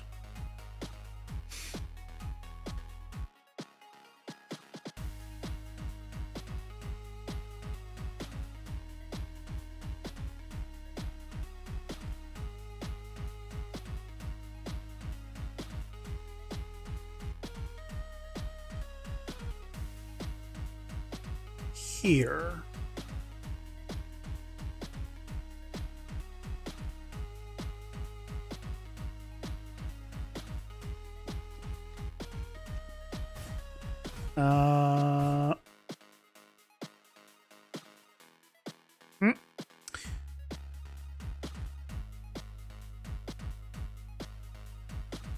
No, because it needs to be, because that's an overlap. I guess what I would need to do is change the collision for pawns to block.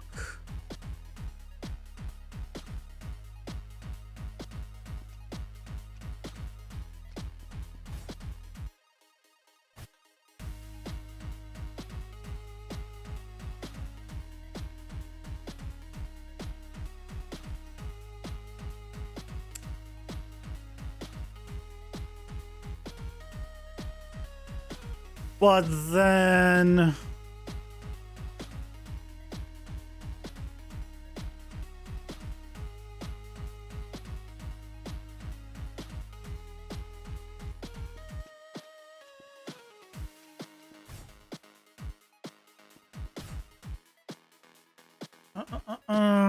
but then we need to have it still. Then we need to do this. But not do this.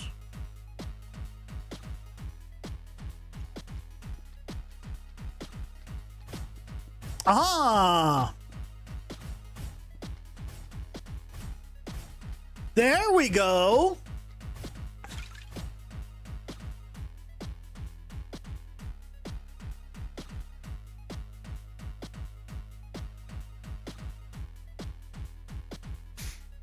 Now we go on real spooked. You like essence drain. What is essence drain? Essence drain plus contagion plus unearth. I do not know what game you're referring to. Wait for PoE to have the lightning fury skill from Diablo 2. Then maybe you'll try it. I haven't played PoE 2 still. I know it needs a lot of time. I don't have time to invest into it. There's some games that I have that I haven't played since freaking Christmas time. I got Stellar Blade and I still haven't played it.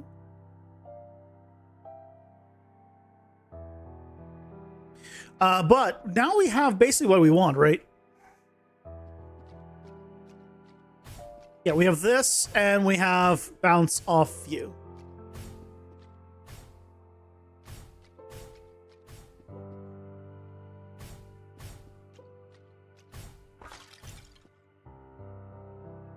Games are overrated?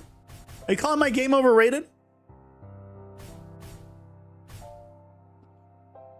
Because that means it's rated at all. And I'm pretty happy about that. I like this. Okay, so with this kind of thing, with it bouncing off enemies, we can work behind. Learning C++ and implementing systems is more fun. A hard disagree on that first part of it. Learning C++ is one of the most boring things I've ever tried to do, and I've tried to do it many times. I've tried so many times. It is, actual coding is so boring. I can't. You're missing on PoE 2. You would learn so much for your game. Yeah, I know. I really should.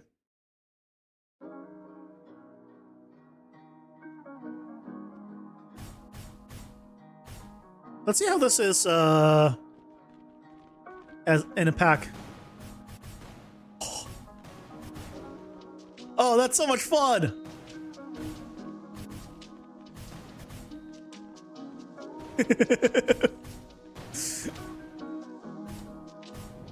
That's so cool.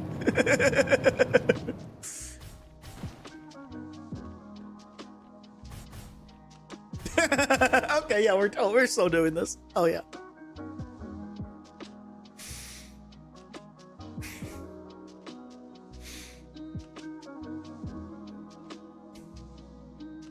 You hate C++, you like programming though? It's not C++. I hate all coding. I find it so extremely boring. I'm a visual person, so this is wonderful for me. This is wonderful. Hey, Jaco, welcome in. How's it going? Hope you're doing well. What are we doing today? Working on power-ups. So right now, we were just testing out Ricochet.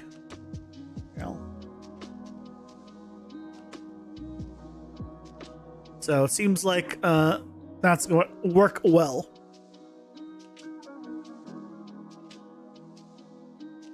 Ad break. Pausing the stream so you don't watch me drag 47 nodes just to print hello world. I'm out, so I'll be right back.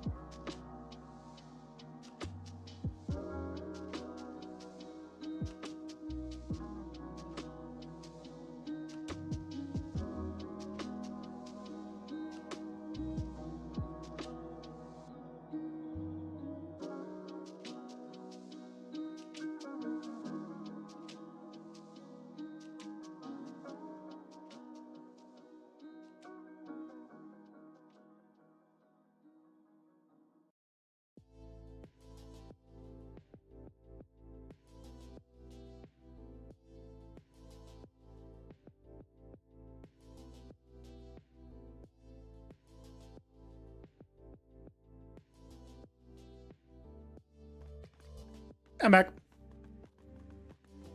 Sound like Moist? Yeah. Because it was an AI voice of Moist.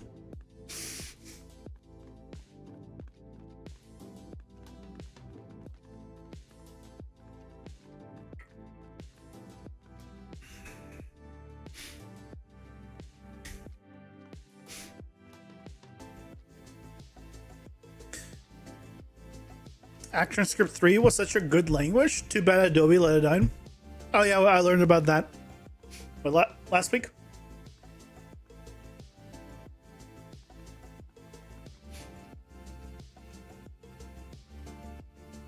I know, we need to modify that effect to not look so bad.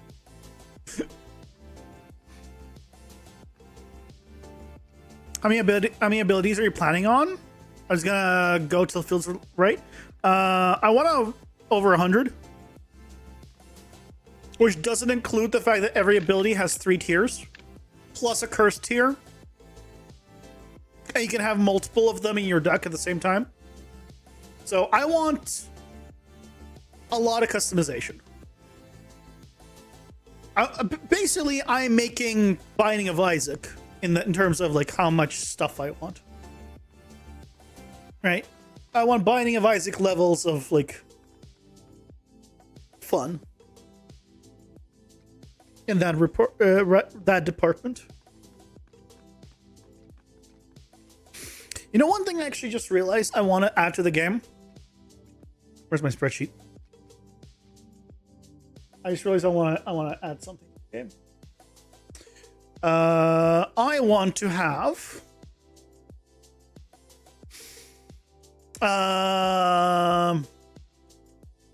what's it called? random deck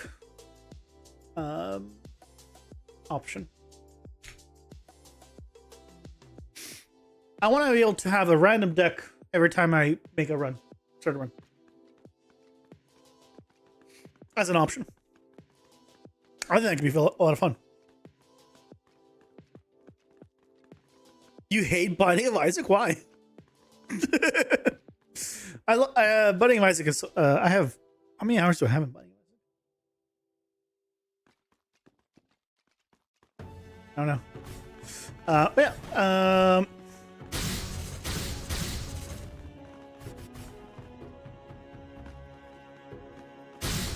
Ricochet is working great.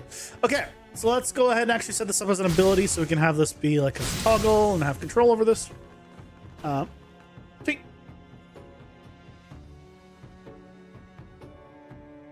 Where is it? Binding of Isaac Rebirth. Yeah, I don't have that many hours in it. I don't have that many. I only have 527.5 hours in Binding of Isaac Rebirth. Look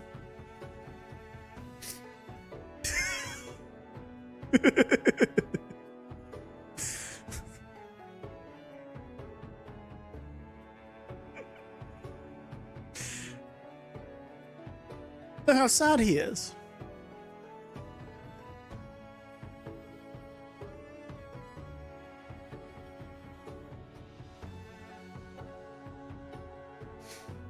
I've never heard of Drovo or Hellclock.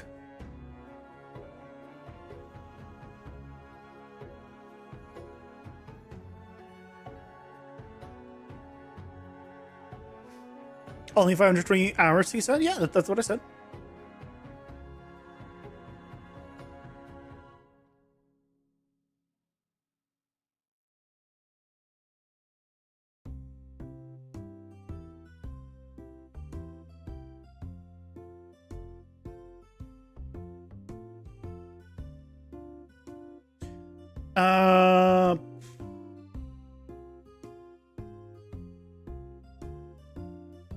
What do we what's the ability's name? We can't call it a ricochet because it's basically flicker strike if you have melee. You obviously wouldn't call that.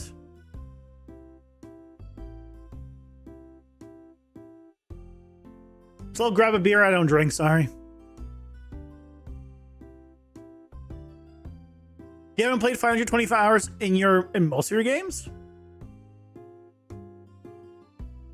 I play mostly single player games. Case in point. Is there a way for me to go to my profile? I have 2 perfect games apparently, but one of them I think doesn't matter. That is not. Can I order by not recent?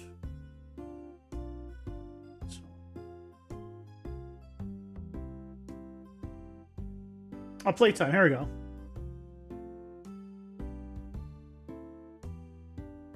Here. So this is my playtime. The most it says is Lost Ark. Apparently, I put 1,600 hours into Lost Ark. That's a bit. Second place, surprisingly, is Binding of Isaac Rebirth. Third place. Okay, this is not accurate. Okay, this is not accurate. I played the majority of my time playing, I think, was in closed beta, aka before before they even had a Steam version. So and even when the Steam version released, I used the actual Path of Exile launcher for the longest time, and then eventually I went to Steam. Divinity Originals 2, 365. 356 in Kingmaker that I've never beaten fully. Surprisingly, I have almost 300 hours in Warframe. City Skylines 270, Baldur's Gate 3 200, Witcher. Can you see what kind of games I like? Mugenic, Balatro, Elden Ring, Darkest Dungeon. So really, we're looking at, okay, multiplayer, fair. Single players, I play single player. I played single player. Single player, single player, single player, single player, single player, single player, single player, single player, single player. I play single player. I play single player. XCOM 2, Metaphor. So many people said good things about Metaphor. It was a slog for me a bit because of the story and the game. I mean, the gameplay too. Yeah, these are my games. 70 hours. Yeah, I have what are my games over 100 hours in? Monster Hunter World, Kerbal, Slay the Spire, Darkest Dungeon, Elden Ring. I have 38 out of 42 for Elden Ring. I think the only ones I'm missing are the collectible ones, which I just don't care about. I killed every single boss. Every single boss was killed. Yeah.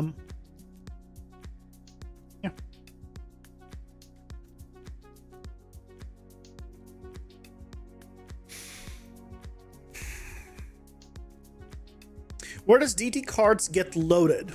You haven't worked with data tables yet? Wasn't sure where to load them?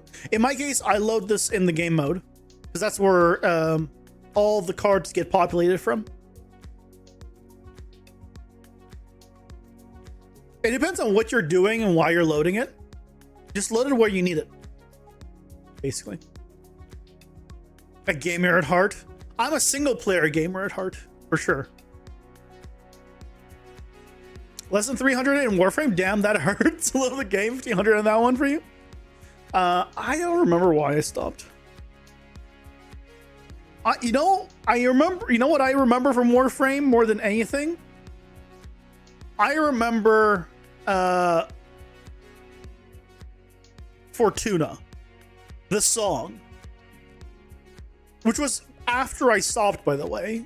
I didn't play during that time. Oh, I think I stopped because I beat what I thought was like the kind of the main area, and I was supposed to go to somewhere else, but there wasn't a clear enough understanding of where I'm supposed to go and what I'm supposed to do, because I got to a place where I think it became more open of an area, and then I got lost, and then I think I lost interest.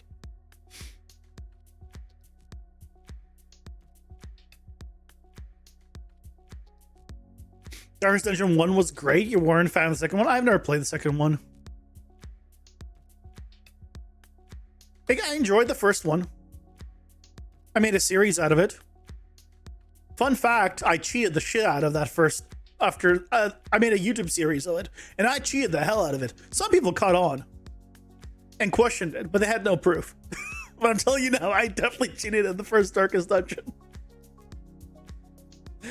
I save scummed the shit out of the game.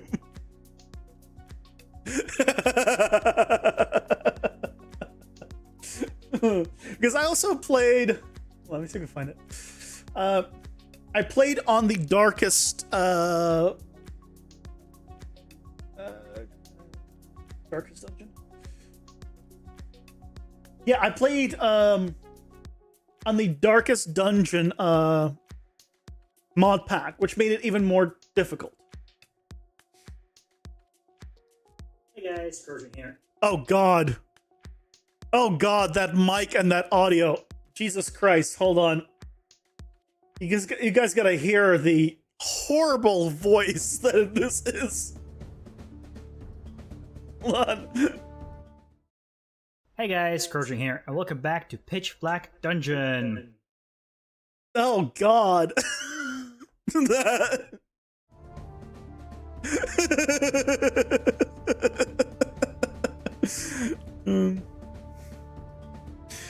But basically, yeah, I safe scummed the shit out of this. Look, I enjoyed the game, but I am not a fan of starting over.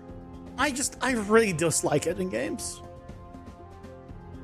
So I safe scummed.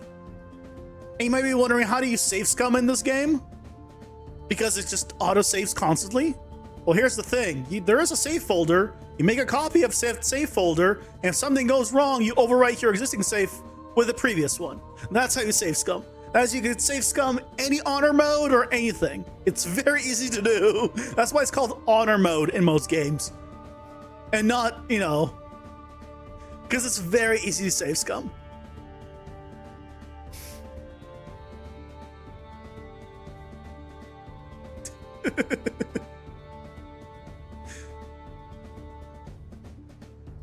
Your entire roster is probably single player except for PoE. I mean, if you play PoE single player, I play it as single player.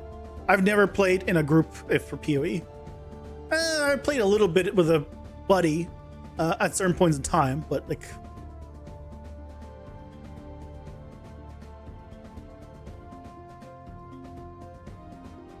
Other than the game instance, I mean, it depends on what you're doing.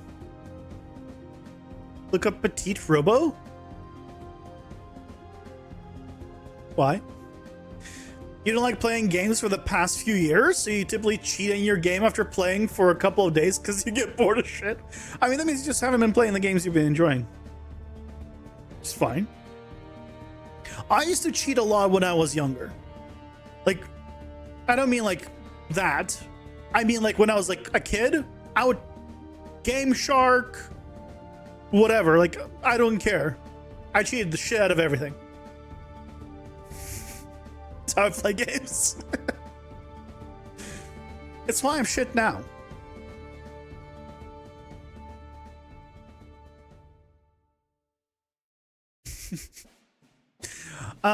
What do we call Ricochet?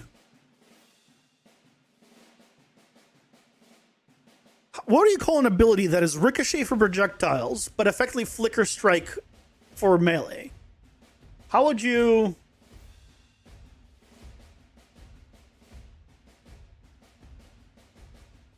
Boundless bouncing. I mean, I can just call it ricochet. Nothing's stopping me. Okay, I can always rename it later. You are ricocheting just yourself off enemies. Rebound? Ooh, I like that. Rebound. Hey, Skyline Sam, welcome in. How's it going? Hope you're doing well. Is there a tutorial video for the data table you're building? I mean, you can just look up how to make a data table. There's a bunch of tutorials on creating data tables. Alrighty. Nothing special here.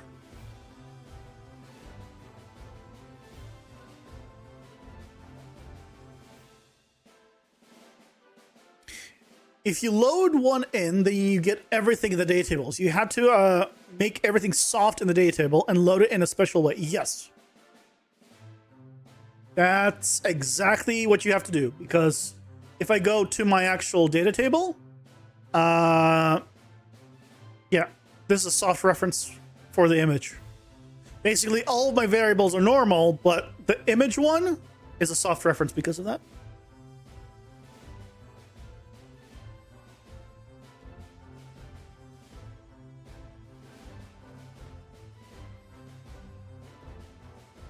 You want to hear your voice make a data table?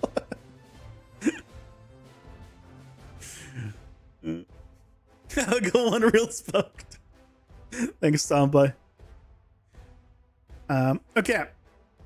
Global melee and range. So we don't really have a global one here.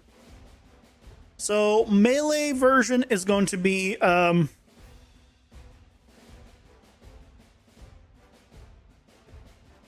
teleport between enemies in close range in quick succession.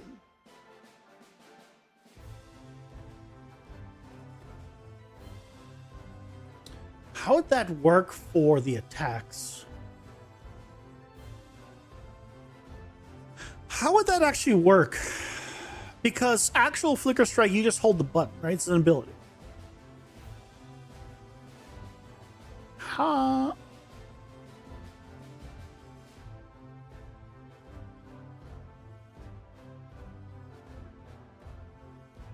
You know what? We'll figure something out. Ranged projectiles bounce off walls, off enemies and objects. Projectiles bounce off surfaces.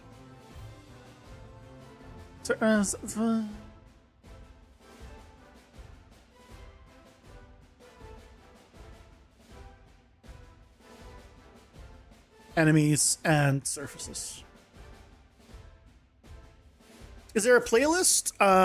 Mine, not a one you can get access to because the stuff that you're listening to in the background is stuff I paid for. There's no links in the stream chat. Only place you'll be able to post a link is in the Discord, and I have a stream chat channel.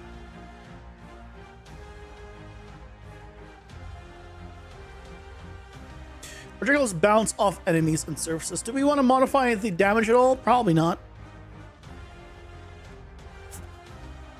Probably not. Gameplay tag. We want to do, what was this with card ability?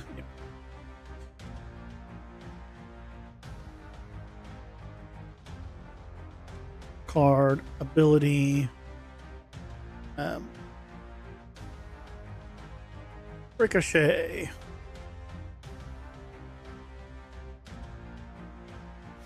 I need an image. I need an image.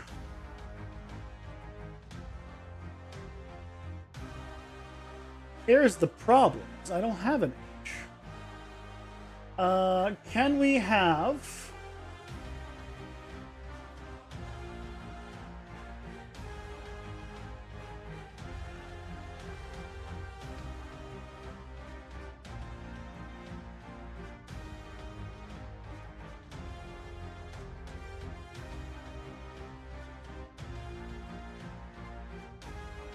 And I don't have Midjourney anymore.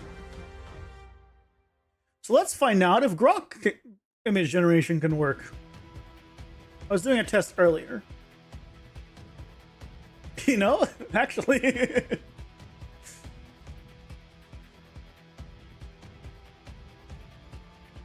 I mean, actually, that wasn't too bad. Hold on. Well, let me see what we can get. I'm not going to be able to make as many creations. ChatGPT spits out pretty good ones. That's not, honestly, you know, this style also I think fits my game better. I specified simplified cartoony / anime style. That might be the go-to, honestly, with a new look. We'll do one more and just pick the best one of the three. I don't have paid ChatGPT, so I think I can only like generate like one image.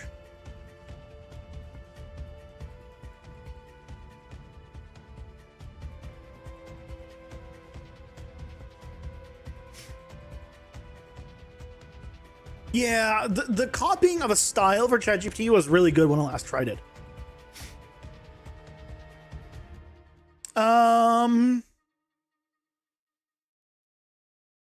I kind of like this.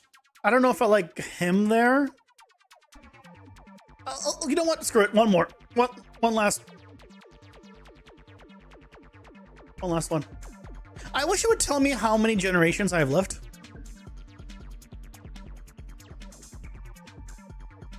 Thanks. Thanks for that. Thanks for that.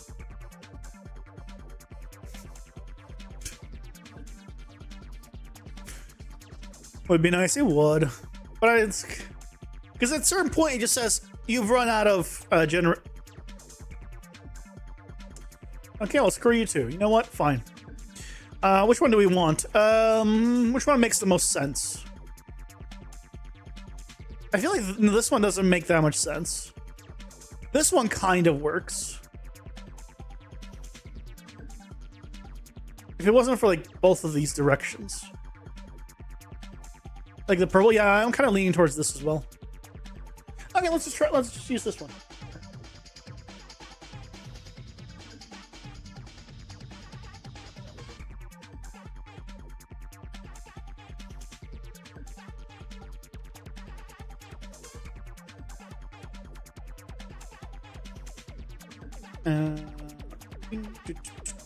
Bring that in. Boink. Okay. Oh, here, ooh, I just realized this doesn't have tiers. Shit. Okay. We need to have a reason to have multiple tiers for the ricochet. So I think, do we do increased damage per tier as well?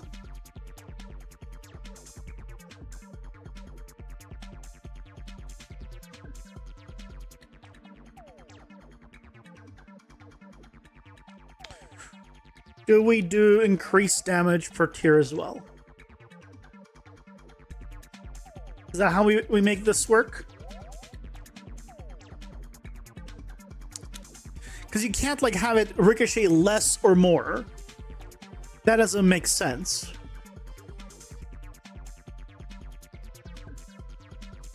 Reduce damage?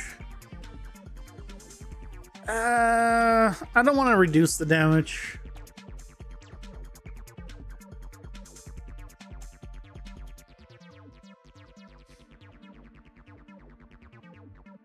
Oh, you know what we can do? Actually, not speed or bump into more, but basically bump into more enemies. We can increase the lifespan of the projectiles. So effectively, they'll be able to hit more enemies.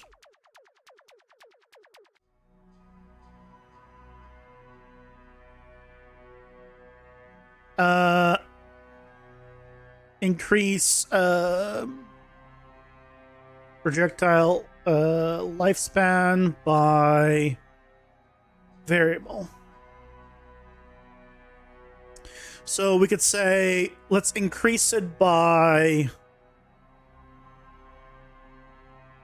25, 50, 70. That might be a little high. 50, 30, 10, 100. It's a percent and it is additive. And then for the, okay, how do we want the flicker strike to work? Because we have a attack combo right now that we just added. So it's not like you can just hold the button down and you teleport between enemies. You don't have to give it a downside. Not everything needs to have a downside. Right, so we have this.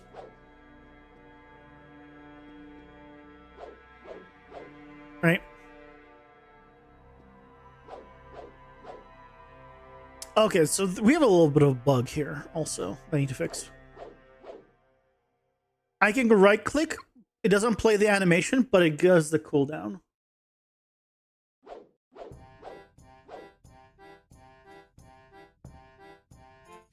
What's the flicker? So flicker, I can probably just pull it up on YouTube. So effectively, flicker strike is a PoE1 thing, where normally you just teleport between enemies, basically.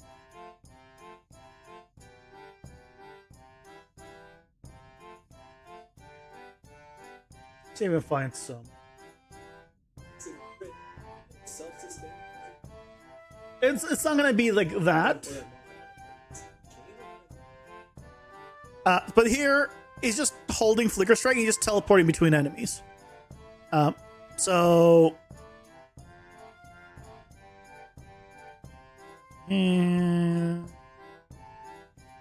right, but we can't have it work this way. But I'm just calling it flicker strike because I'm just thinking. It's instead of a projectile bouncing from between enemies, as a melee attack, you would bounce between enemies. The problem becomes, it's not really a problem, but right, is you have the attack coming, right?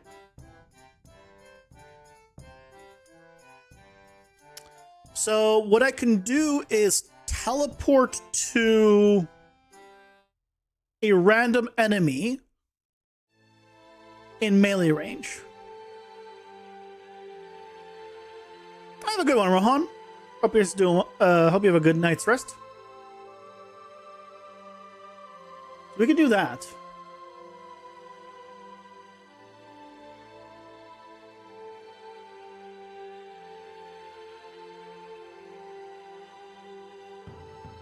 So instead of teleporting between enemies, we teleport to a random enemy in range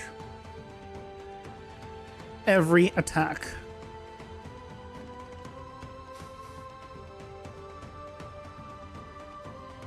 So we can make that work.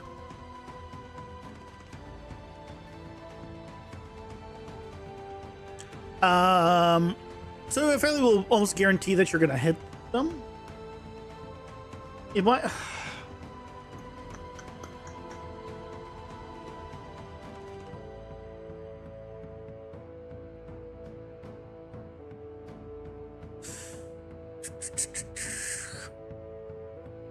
But how do we make this a tiered thing?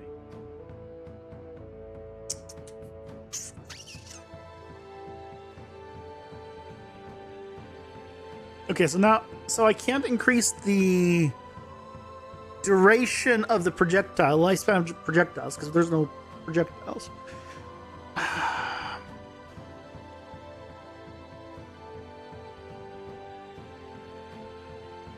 Flicker only in front of enemies, then behind. There's no like front damage, back damage.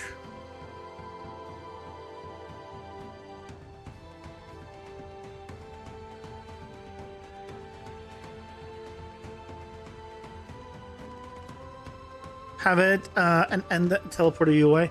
The problem is we're doing it on an active attack versus it's just a hold down button, which is actually how it works like in Path of Exile. We don't have that kind of mechanic. So basically, it's just a teleport to a closest enemy per attack, effectively. Basically, instead of enemies, projectile going between enemies, you can go between enemies, very quickly. But how do we make it now? Oh, we know we can make you take less damage for a split second after teleporting. Because it's gonna be very dangerous to do this otherwise.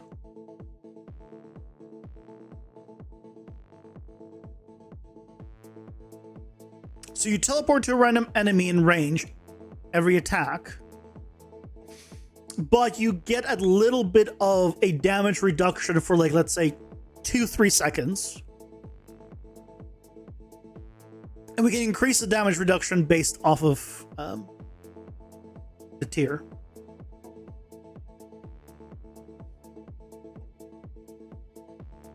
Because otherwise the chance of you surviving if you just teleport into the middle of a pack is just going to be so low.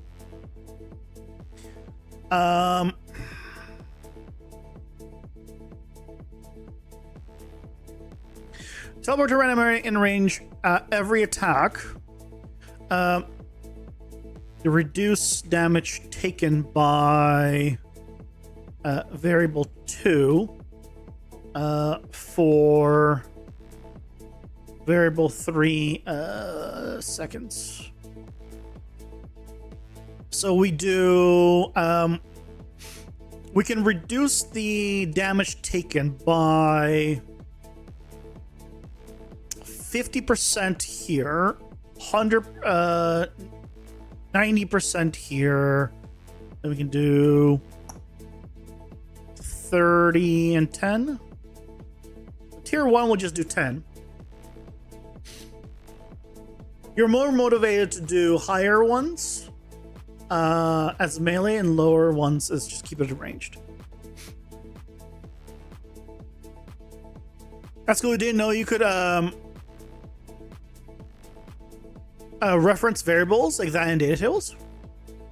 Oh yeah, you just get. I mean, you could when you get a data table, you just read anything from it. So this is a I don't want decimal point. Show percent. It is not additive. And then it is, let's just say for 2 seconds across the board, and the cursed tier, we'll do 3 seconds.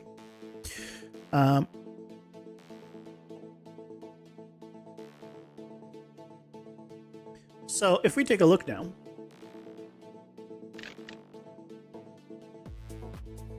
there we go.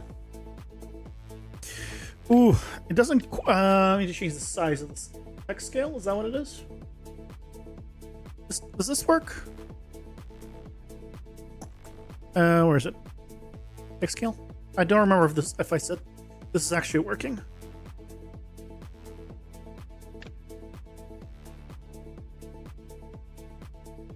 No, it's not. A little bit too much text, huh? Okay, let's try reducing the amount of text. Or we need to reduce the size of it. I feel like it should... What?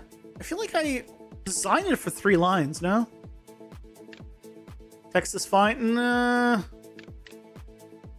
I mean, it does fit. It's just a little bit too crowded here, but I guess I can adjust the image. It's a little bit too high up here as well. I need to adjust it slightly. I need to slightly crush it, but well, I'll adjust that later. What I probably need to do is say screw it and make 3 versions. So we have the one that is global. We have the one that has the let's see if I can find one. The one that has a global, melee, and a ranged option, and I need one that has just specifically a melee and a ranged option. So if it doesn't have the global, then it'll just be cut in half. And if it's not, and it has all 3, then we'll have all 3. So then it will give me more text room.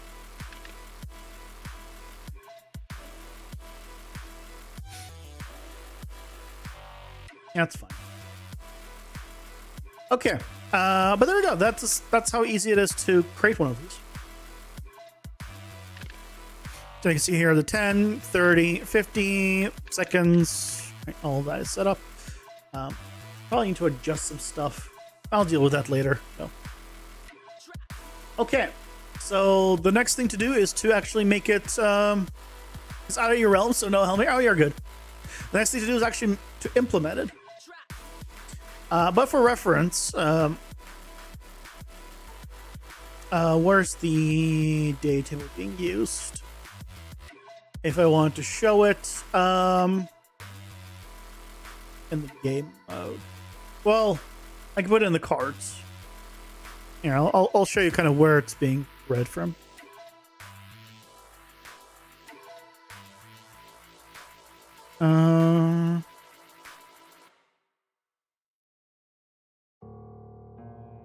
Here.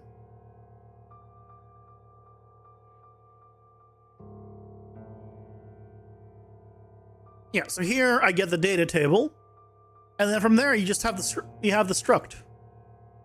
I think you just do whatever you want with it. So from the data table, I'm reading whatever I need, setting whatever I need, getting whatever value I need.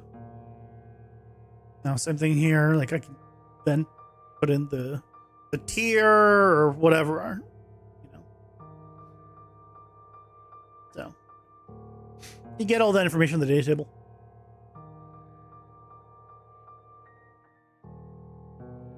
So that's why you can just add in stuff like this, because you just read it later, wherever you need. So, really nice. Okay. So here, on initialize, let's go ahead and rehook this up. This is all fine. This Procedural visual. This is no longer going to begin play. This is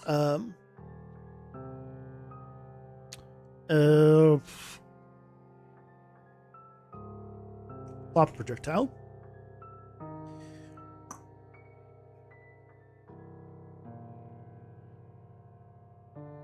Oh, I guess this is everything else. Character gameplay tags. Okay, so we need to set this up. Let's make this simpler.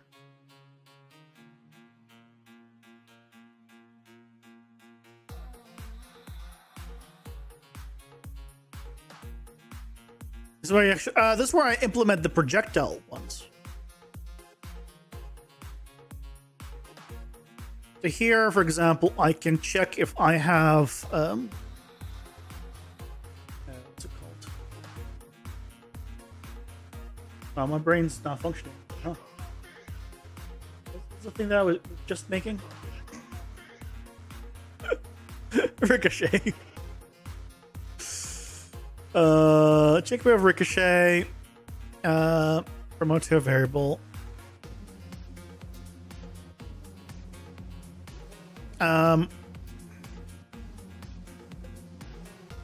And then also I want the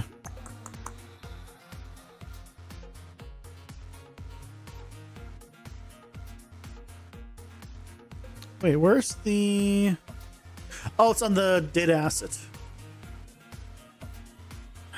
Yeah, I'll need to add it to the data asset as well to have a forced ricochet.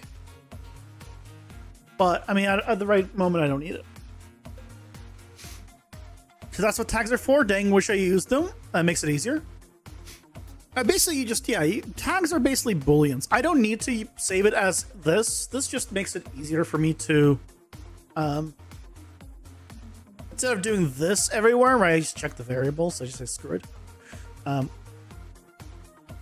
But realistically, you can just keep doing this everywhere. There's no reason to. So if ricochet is on, right, we want to not do this. So we could just do, convert this to a branch. But this is false. And also, if ricochet is true,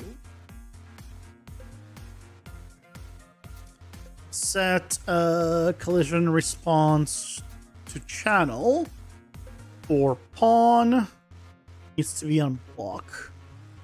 Otherwise, this needs to be set back to overlap.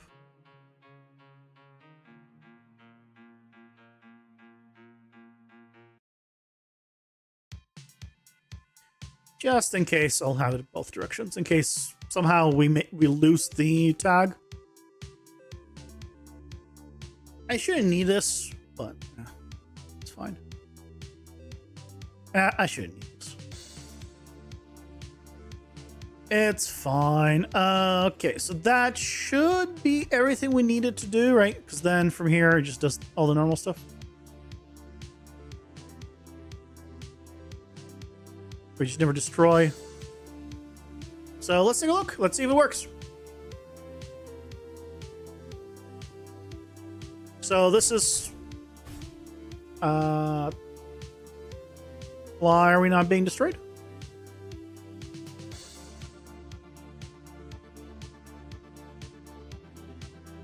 Why did I not replug in?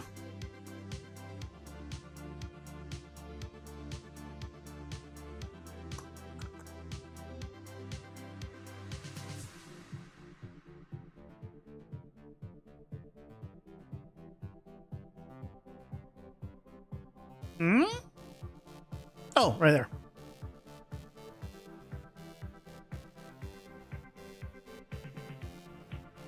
Okay, so there we go. So this is normal behavior. Okay. Normal behavior. And now if we take this.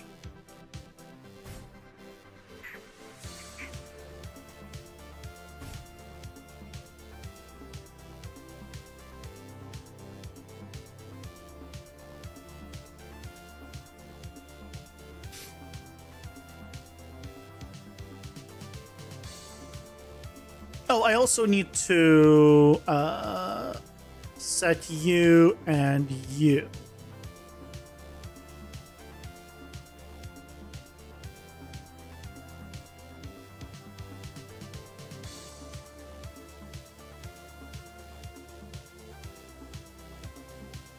But that shouldn't stop it from moving.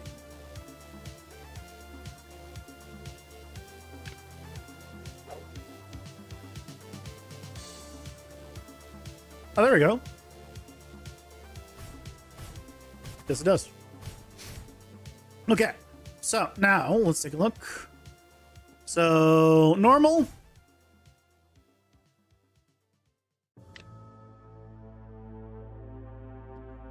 Ricochet.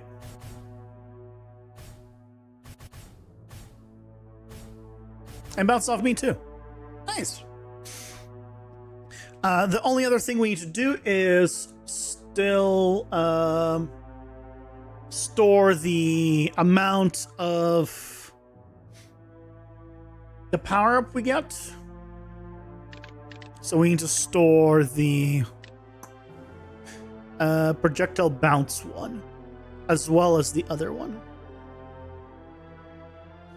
So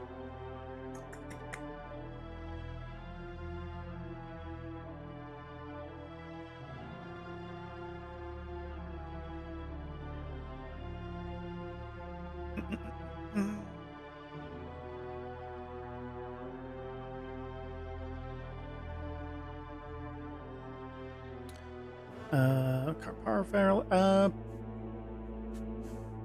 So this could be 0, 0. I think it could be all zeros, honestly.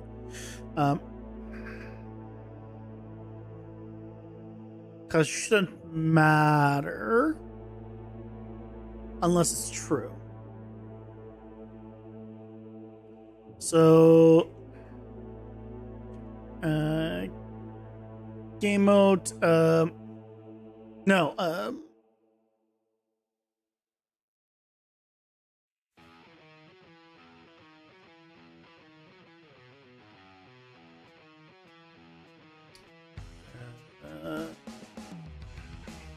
Get instigator.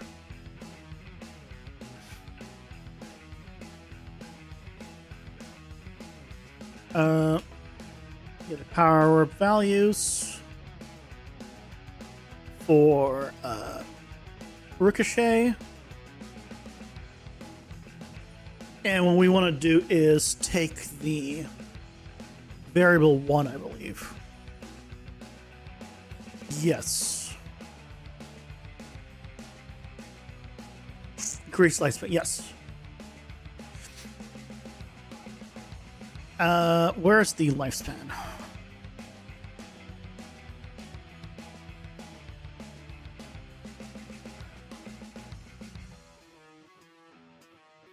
No, not that. Life? Lifetime. This lifetime expired. I want to make sure this is triggering after I set things.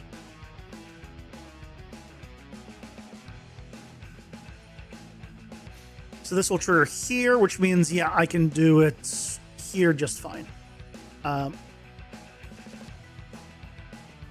Okay, so then here, we need to take variable 1, divide by 100, plus 1,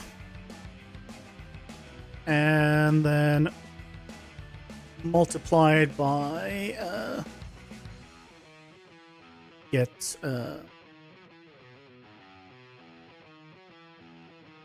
initial lifespan? Wait. Ah, no, you.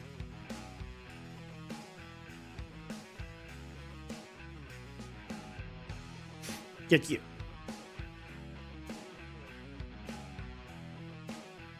Brain hurty? It's okay. Can I do set... Can I set this back onto the data assets? We're about to find out. If you have questions, feel free to ask. Also.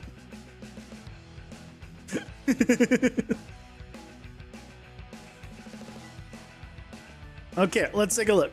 So that is normal.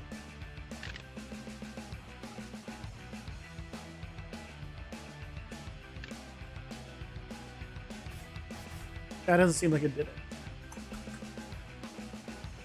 That didn't seem like it did it.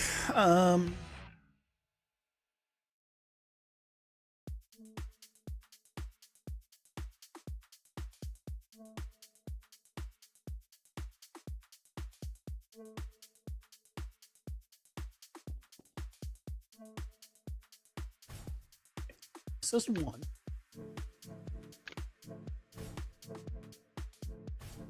Why is it still one?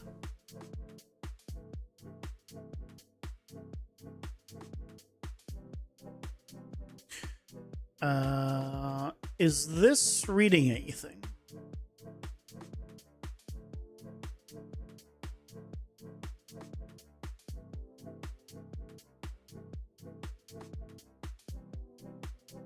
Something tells me it's not.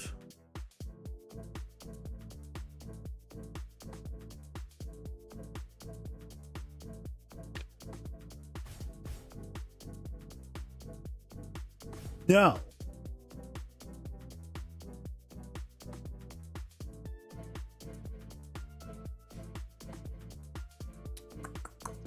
Why? Card ability ricochet.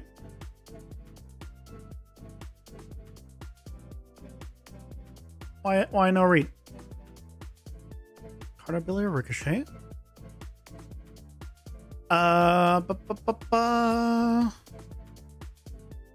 It should.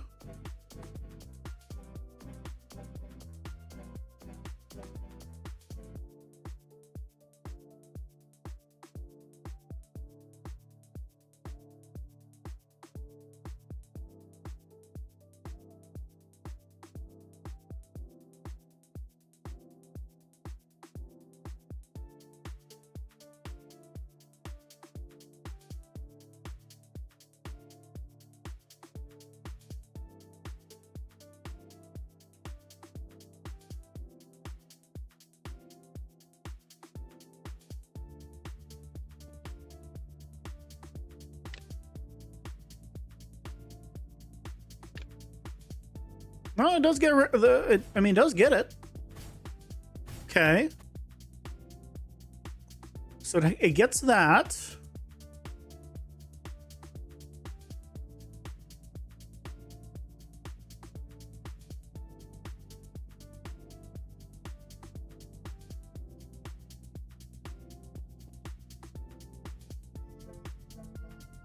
I have it on max.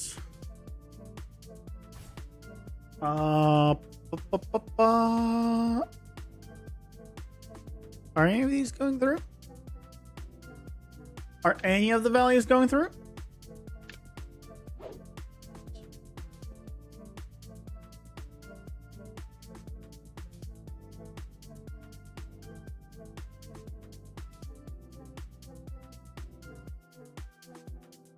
Oh, hold on a second.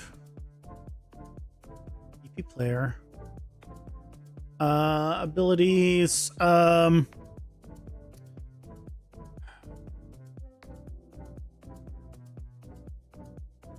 it's not overridden. There it is.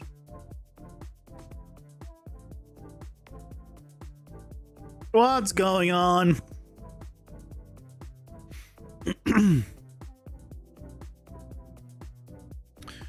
What's going on?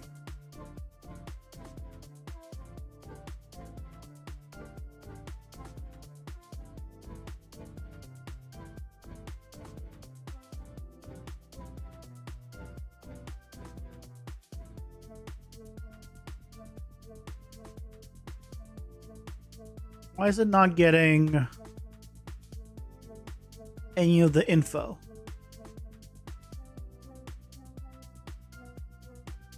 Oh, what stupid thing did I do?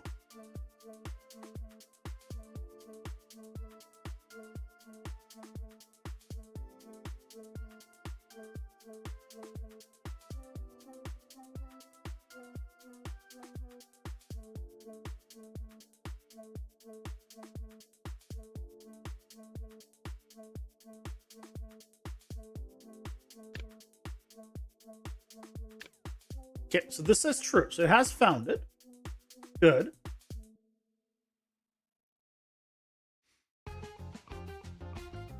So it has found it.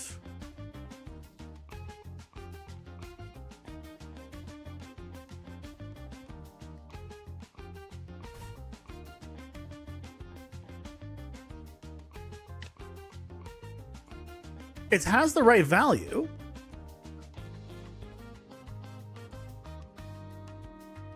That had the right value. What about here?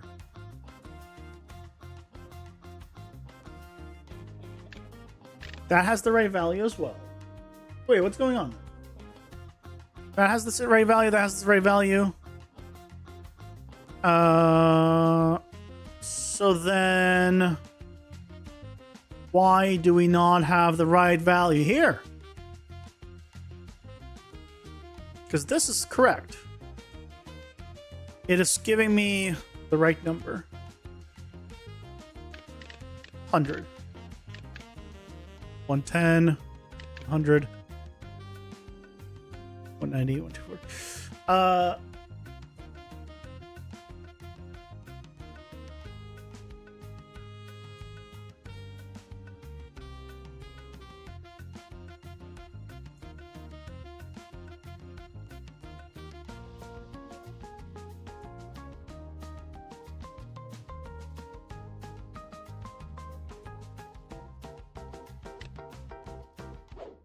50. Did I grab the wrong?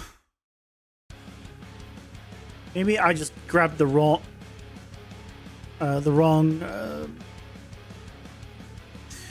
interface one. Could I have done that? Get card character card power values.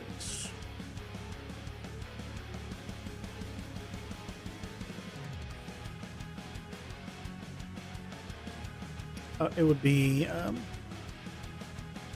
on this one. Want to do the debug thing? Selecting top to the right of the play button. Because what would it get me here? Oh, that is the right one.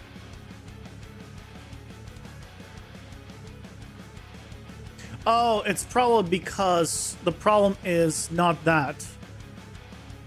I did dumb. This is the problem. That's the problem. That's where I was being dumb. I'm not using instigator here. There you go.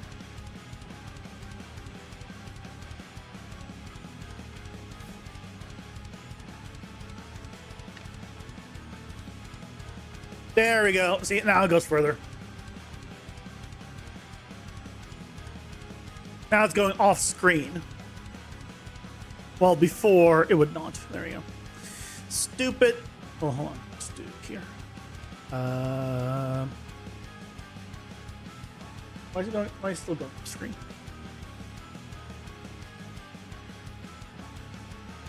Huh?